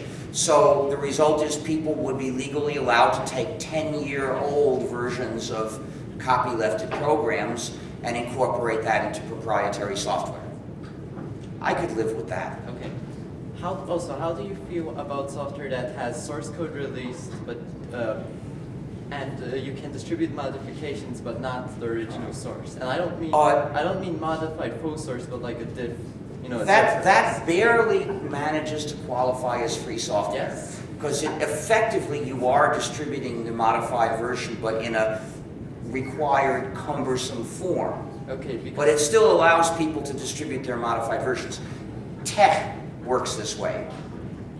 Okay. There are programs there are free licenses that do this. I don't recommend you use them, but the programs are acceptable. Couldn't someone charge for downloading the original source? No, because you have to be free to redistribute the original. I see. If you're not free to do that, then it certainly doesn't qualify as free software. Well, they can still charge for downloads. I mean, free software lets you charge for anything. Yeah. You can charge for downloads. The question is, can other people redistribute? That's the real question. During the last 2 election cycles, there have been some documentaries about voting machines and their accuracy and things like that, and auditing exactly how they work. So I just want to get your ideas about how we can implement countrywide open voting machines. First of all, I'm not in favor of open software. I'm in favor of free software that respects users' freedom. It's a different political position entirely, a different philosophy based on different values. The values of the free software movement are ethical values, freedom and social solidarity. When people talk about making things open, that's a way of rejecting our values. They only talk about practical values of convenience. I disagree with their values, and that's why I won't join them. But in any case, to get to the substance of your question, I don't think that's enough. You see, voting is a very special case because the citizen has no way to tell whether her vote has been correctly counted, right? You don't know when you leave the voting booth whether they threw away your ballot or did the virtual computerized equivalent of it or of that, or changing it. So, and if they do, there's no way you can, it won't show up to you. So it's not enough to insist on free software in the voting machine. See, if there's non-free software in the voting machine, that means the manufacturer of the voting machine has power over the election authority. And you can't trust that manufacturer at all, so that's unacceptable. But suppose it's free software. That means that the election authority has full control. So now it's the election authority that can change your vote after you cast it. Well, that's no good either. My conclusion is, don't use computers for voting. Society must be extremely cautious about adopting any new technology for voting. It should take us decades to adopt computers for voting. Now there are people who say that they have designed schemes that involve encryption such that we can all verify that our votes have really been properly counted. And we could verify that the virtual ballot box wasn't stuffed and things like that. Well, maybe it's possible. If so, society can start very cautiously adopting it. And maybe in 50 years we could switch over completely if it looks like things really work. Because the problem is that a practical scheme for using the technology is very different from a theoretical one. And there can be practical flaws, practical vulnerabilities to systematic theft of elections that you don't see when you look at it just in an abstract way. Only with experience gained over time can we tell if we've got a scheme that isn't vulnerable. Thanks. I got a quick follow-up to what she said. There's a general confusion on message boards that I've read that on Linux it's illegal to view DVDs. Well, actually, they're mistaken when they say on Linux. They're talking about the GNU operating system together with Linux. And I don't know whether there is any software that you can legally distribute in the US that will do the job, but it's not illegal to watch a DVD using the censored free software if you have a copy. Yeah, commercial DVDs, I read. Any. The point is, you have a right to watch the DVD at home. No matter what you use to watch it, it's still allowed. So I'm with the church. But the thing is, no, it's not. It's just part of what's allowed. You know, the official authorized DVD players will let you watch it. So watching it is permitted. So no matter what you use, if you're just watching it, it's still permitted. What is not permitted is distributing that free software. Of course, you should do it anyway because it's ethical. The law is what's unjust. Thanks. I thought your distinction of different types of work into different categories and changing the rights based on these categories is very interesting. What I was wondering is, like, in many cases that I can think of, I don't think there's the assignment of categories is very clear. In fact, lots of work span categories. They might be educational and also entertaining. They might also convey. Oh, here's a solution to that. If a work seems to span categories, then it belongs in the category that gives the users the most freedom. Who makes the decision? A judge, ultimately, a court, right? Because whenever somebody tries to enforce copyright, then the question will be, all right, which category is this work in? So is what that guy's, the defendant is accused of doing something that infringes copyright law, so the court will have to consider, is it really permitted because of the category the work is in? And the criterion that makes sense is, since the authors have the control over what's in the work, if they don't want it to span categories, it's up to them to make sure it doesn't. Or they can divide the work into two parts. You know, if there's a part that is meant to be functional and a part that's artistic, well, they can split them apart, and then they can treat the artistic work as an artistic work because it clearly isn't functional. And so one other question. I was wondering, what are the best ways to support this type of freedom? So, obviously you can create software or other works and release one of these licenses, and you can advocate your effective by design campaign. But for example, financially, if you want to, obviously the free software foundation. Well, for this cause, we need to get laws changed. You see, with software, because software is a functional work, I was able to propose a purely technical way of freeing ourselves from proprietary software, namely write replacements and make them free. Because, one kernel can replace another kernel, one C compiler can replace another C compiler, one text editor can replace another text editor. We didn't have to be able to free the kernel, C compiler, and text editor of Unix. We could write other ones, and that would work. But one work of art doesn't replace another work of art. We can't gain for ourselves the freedom to share art by replacing all the existing art that's copyrighted with other art. Because one novel doesn't replace another novel, and one song doesn't replace another song. So we have to get the laws changed. We have to demand and we have to win these freedoms. And so as an individual, what's the best way to support this cause? At the moment, there isn't any organization working in a very strong way for this change. You may have to start one. Yes, recently the major music labels have stopped suing individuals who use file sharing, or they've at least lowered... My understanding is the RIAA, which is their agent to sue people, is still doing so. They're, well, lowering, I was going to just say, lowering the publicity of using file sharing, the lawsuits there. What they've now done after, I know Comcast, it's in the rumor that they're going after Comcast and trying to get Comcast to either charge 99 cents per download on their bill, on the person's user bill, or block the bandwidth and block the websites.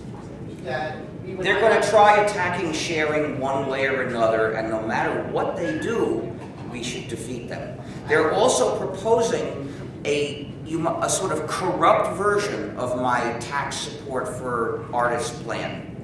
And you can see it's corrupt because they talk about, quote, compensating the rights holders, unquote.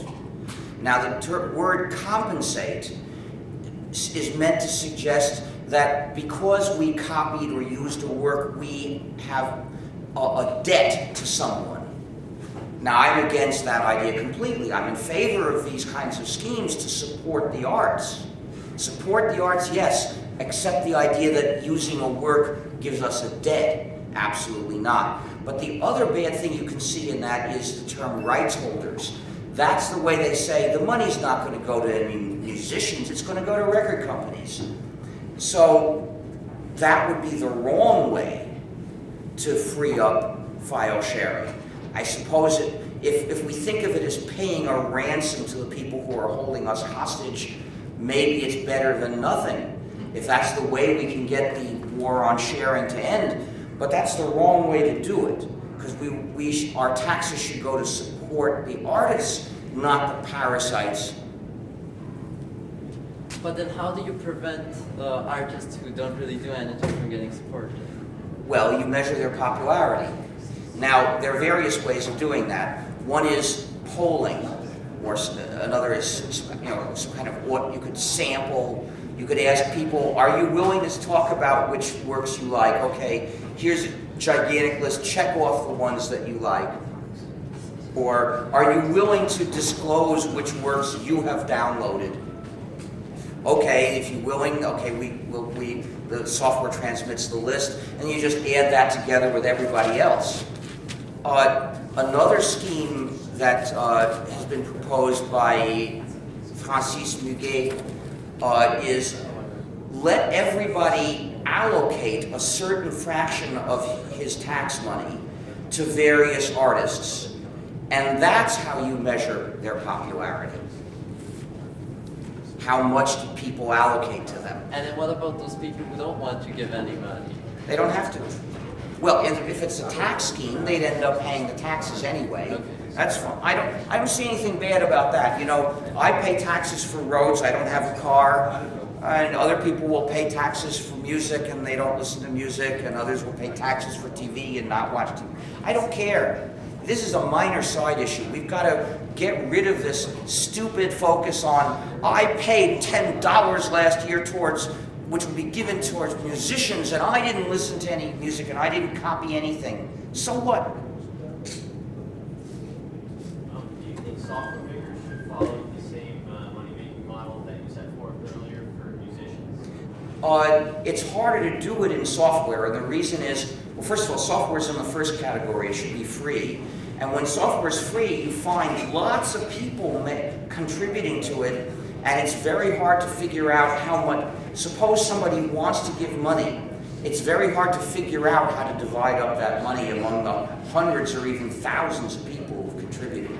The people who've contributed to a GNU/Linux distribution, there are probably 100,000 of them. How do you just, if I gave $1 on behalf of GNU-Sense, which is a GNU/Linux distribution, how would it be distributed? How much would I get? How much would you get? I don't know. I don't know any way to figure these things out. All right, so there's this claim frequently made by the GNU Foundation that I'm sort of... Well, there isn't one. There's no... Are you talking about the Free Software Foundation? Yes. See, GNU is an operating system. Okay. But there's the Free Software Foundation. And then they have the GPL. So there's a lot of... There's the GNU General Public License, which is the license that I wrote for the GNU project. All right, so there's this claim made by the Free Software Foundation that I'm sort of skeptical of, I guess. So I wanted to see what you have to say. So there's this claim that free as in, this is frequently used, free as in freedom, but not free beer, right? Right. Now, if one of the freedoms is for other people, without your consent, to redistribute your software for whatever fee that they see fit, or it is. they choose. It is. What is, as an innovator in the present climate, what reason do I have to believe that I can make money off of my idea? I don't know if you have any reason. I don't care. You see, I think that's a side issue. Maybe you can't make money from it. I'm not going to claim that you certainly can. But people need incentives. No, you're wrong. Look at all the free software that there is. You're essentially arguing nobody would write free software because they need incentives and we can't offer them. And you're wrong because empirically you're wrong. Look at all the free software there is. People wrote that, and some of them had no incentives of the financial kind that you're talking about, and they wrote it anyway. In fact, there are many motives for people to develop free software. One of them is political idealism. Another is fun. Another is to be admired. Another is to get a professional reputation as a good software developer. Another is gratitude to the free software community. Another is hatred for Microsoft. Now, I think it's a mistake to focus the hatred narrowly on Microsoft. Lots of other companies do something that's unjust, such as develop proprietary software. But still, it's a fact. A lot of people particularly hate Microsoft, and that motivates some people to develop free software. And another motive is money, because there are a substantial number of people who are getting paid to write free software. You can investigate how they're getting paid if you like. The point is, it's a fact. So there may also be other motives I don't remember. The crucial point is, lots of people do this. You're trying to argue against facts based on a theory. And if there's any disagreement between the facts and your theory, what it shows is your theory's wrong. And I know how the theory's wrong. You're operating from a simplistic picture of human nature that says humans only want one thing. And actually, humans are a lot more complicated than that and want lots of different things. So don't believe any simplistic picture of human nature. I think I can answer that question a little bit. I work for a major corporation, I do Unix administration, and a large part of my job is to make site-specific programs used for their specific needs. So I'll take like an open source project that does something in a general sense, and I'll fine-tune it for my company specifically. Yeah, a lot of the free software business consists of that. There are people whose business is making various adaptations in free programs, and the parts of these adaptations that are of general use go into the future versions, and the things that are just useful to one client, they hand over to that client as free software, and the client pays them because otherwise they wouldn't do this work. All right, so just to make sure I understand your argument. So in other words, you're willing to, I'm not saying this is necessarily unreasonable, I'm just saying you are saying that you're willing to outright sacrifice the progress that would be made solely for financial gain. No, what I'm saying is so-called progress, which takes the form of proprietary user-subjugating software, is not an advance, it's harm. And I would rather that it not happen at all. The use of a proprietary program is a social problem. To develop the proprietary program is a power grab. If you have a choice between developing a proprietary program and developing nothing at all, please develop nothing at all. At least that way you're not doing any harm. So I literally consider proprietary programs an injustice. And I would rather, all else being equal, that I'd rather get rid of them. And in general, if a person says to me, I can make this technical advance if I make it proprietary, otherwise I can't make it. Of course, people say this to me, and what they're trying to do is challenge me to prove that there is a way they can do it as free software. But I don't know their life circumstances. How could I claim there must be some way they can do it as free software? Maybe there isn't. But what I say is, if you can't do it as free software, don't do it at all. It's better to do nothing than to do harm.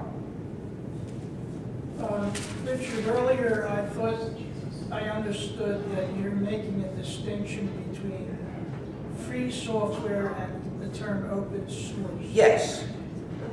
They're different philosophies. Can you explain that? Okay.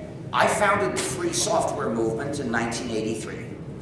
In the 1990s, as GNU/Linux became popular, there was a split, a political split within the free software community. Some of us valued freedom and cooperation, and other people only valued practical goals, such as having powerful, reliable, efficient software that you can get cheap.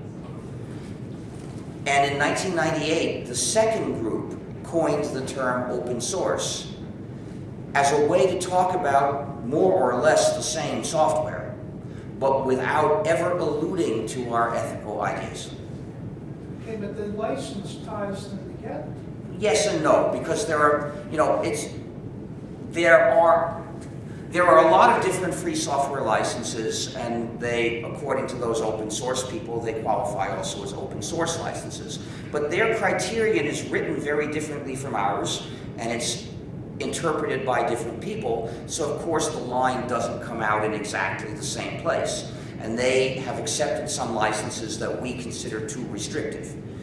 Now, fortunately, these licenses are not used very much.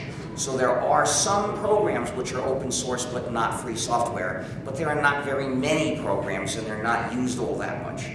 But you're making an ethical distinction then, but how does someone understand the distinction? You have to go back and research the history. I'm not making a distinction. These are two philosophies that are fundamentally different. If you look at what we say and you look at what they say, you'll see this difference. That they only appeal to values of practical convenience, and they don't say that a program which is not open source is therefore unethical. They don't present it as a choice between good and evil. Whereas for us, that's the basic point. Either you're respecting people's freedom or what you're doing is wrong. They don't want to say it's wrong, and that's the reason why they made a different term, precisely so they could avoid ever saying it's wrong. They don't want to say, to present this as a question, as a choice between ethical conduct and unjustified evil conduct, whereas that is the basic idea of free software. So this is the philosophical difference gets bigger the deeper you go. Well, how do you find a distribution that falls on the free side? What? How do you find a GNU Linux distribution that falls on the free side? Oh, just look at GNU.org. We have a list. But even Debian, Debian distributes non-free software, so we criticize them. Because if to distribute a non-free program or to steer people towards a non-free program is to grant legitimacy to non-free programs. They believe they're being pragmatic.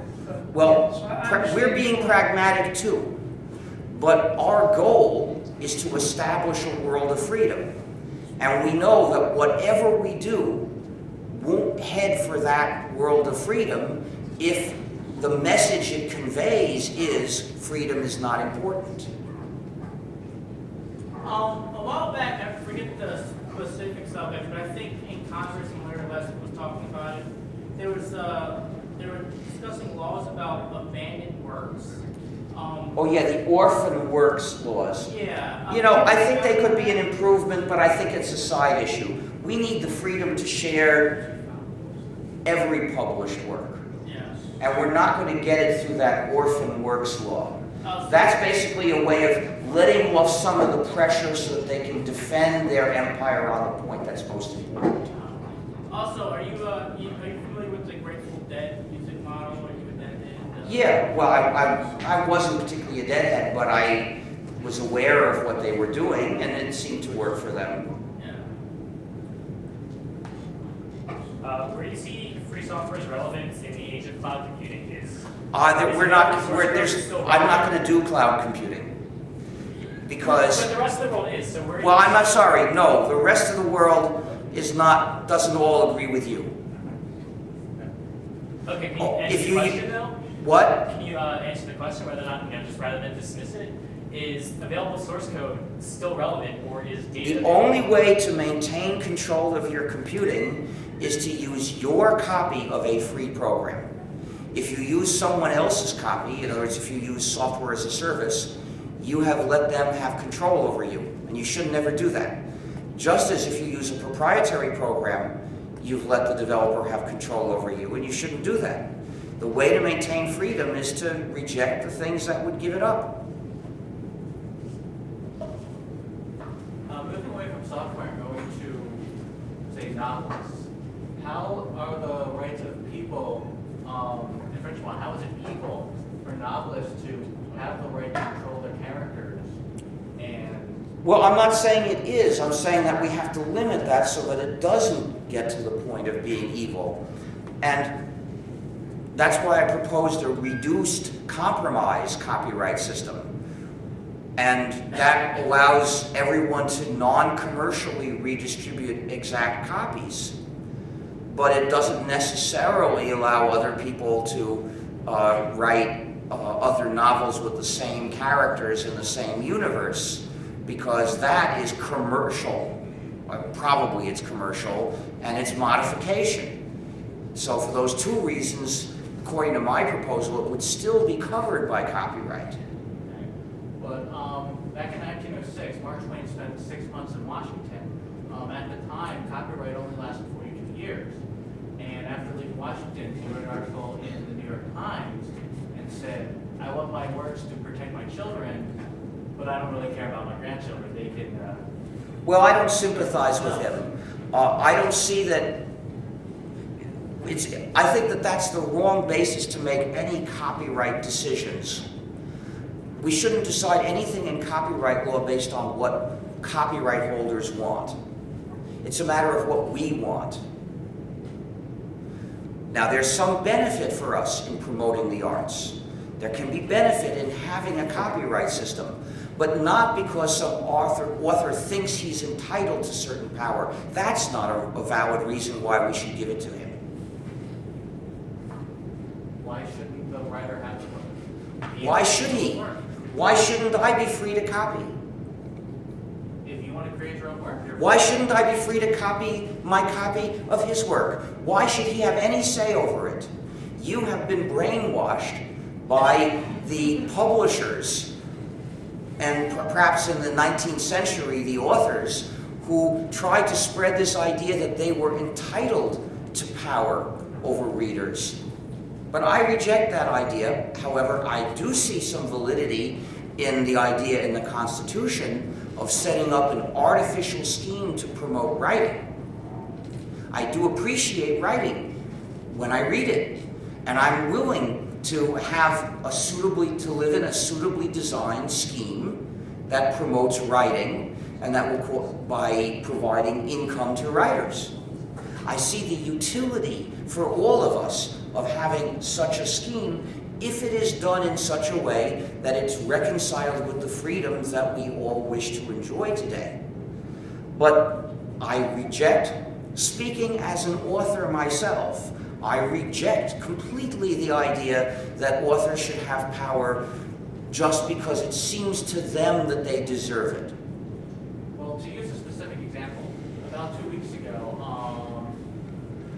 a writer in California has said that they were going to create their own sequel to the Twilight novels, and has said that it has tried to explain why it's fair use to use those characters. Now, this writer is not able to use it. The characters are not in public domain. I'm not necessarily on his side in that, but under my proposal, copyright on each of those novels would expire in 10 years. However, a successful series can go much longer. That's fine, but the point is, when the copyright on the first novel in the series expires, then the characters in that series could be used by others. But that won't stop the author who wrote the first book from continuing to write more books in that world, and that author will probably have a lot more success than the others, after all, because the people who like that world will appreciate that author. I think it's time for me to respond to someone else. I want to come back to the first question about copyright in academia. So I'm a young scientist myself, and I find myself very conflicted because I admire your idealism and I kind of want to follow suit, but for many prestigious journals, I'm asked to transfer my copyright, and I'm also asked to support publishers by reviewing work that gets published there under their copyright terms. And basically, the decision I'm faced with is I can comply with this and get my works published in these journals and be put on my resume that I do review work for these journals. It's time for you to display courage. Well, but I also need a job. It's time for you to display courage. And to refuse to review for journals whose policies you disapprove of is easy. But the next step is this university should adopt a policy requiring the university should reserve to itself second publication rights on the internet of the author's final version of any published scholarly works.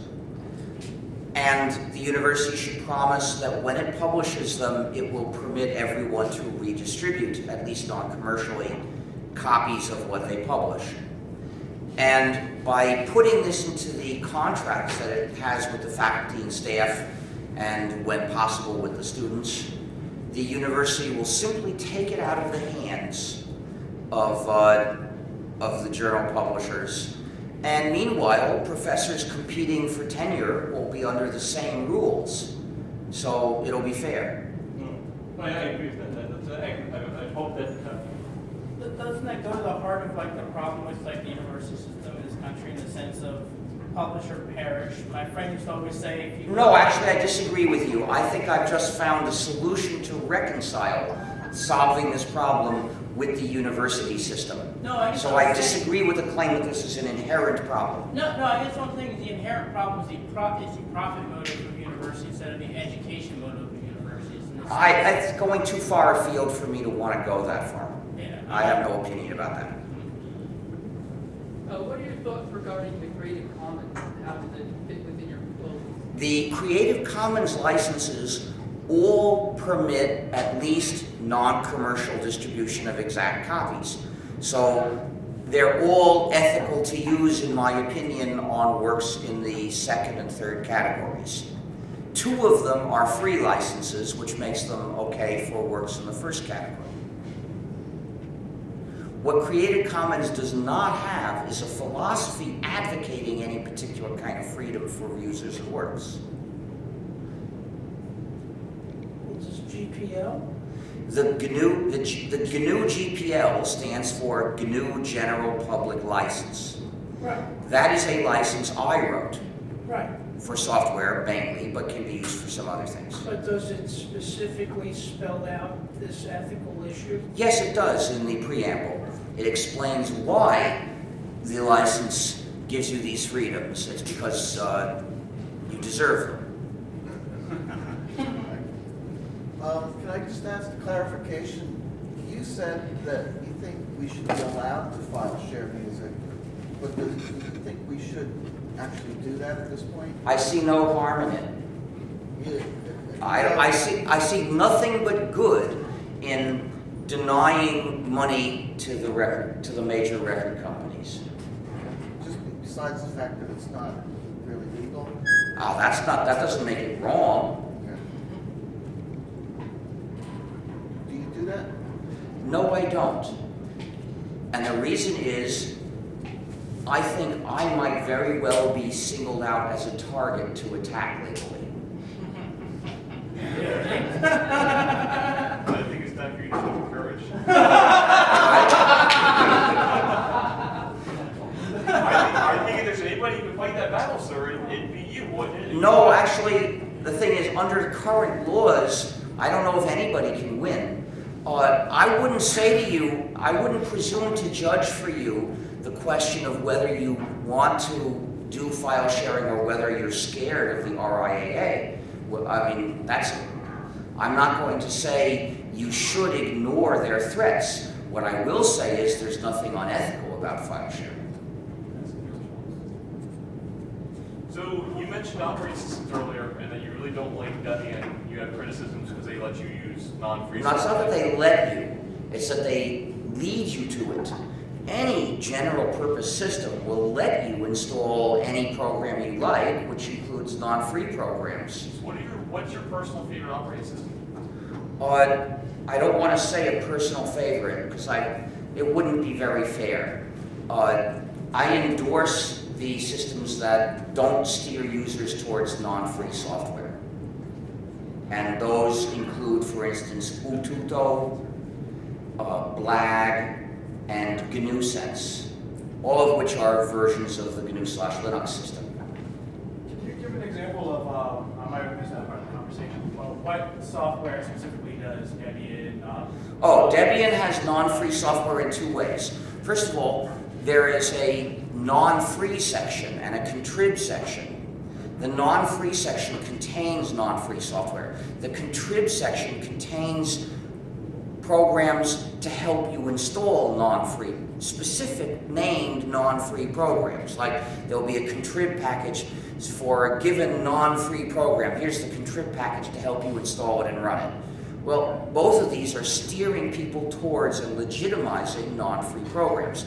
The other thing is, in the version of Linux used in Debian GNU/Linux, there is non-free software. And a few months ago, they had a vote about whether to remove that before their recent release, and they voted not to remove it. Are you talking about binary drives? I'm talking about firmware blobs that are part of Linux, the kernel. Oh. Would you be okay with the firmware blobs being not part of the kernel but loaded afterwards? No, they're non-free software. Is there a way to go around firmware blobs without having the hardware manufacturers? Only reverse engineering. Yeah, that's right. Is there any RPM-based distributions that do what you said? BLAG, probably, but I don't actually know. You see, I know that BLAG was made from Fedora, but aside from that, I've never actually seen it. By the way, BLAG stands for BLAG, Linux, and GNU. So this is enough for questions. I'm done. Oh, I have one other question that I think is very important. How do you feel about the university requiring in their information science and technology programs a Microsoft-specific programming language? It's an injustice, and they shouldn't do it. Well, they do. What? They do require 3.9. Oh, well, that's students should refuse to take it. I'm serious. Well, students should get together and say, this is unethical. Give us a way to show our knowledge of equivalent materials, but with free software. And this must be raised as an ethical issue. I see. Not as a matter of convenience. Just an HSE? If it were just a matter of convenience, that wouldn't be a sufficient argument. I see. So, you owe me some money for I know.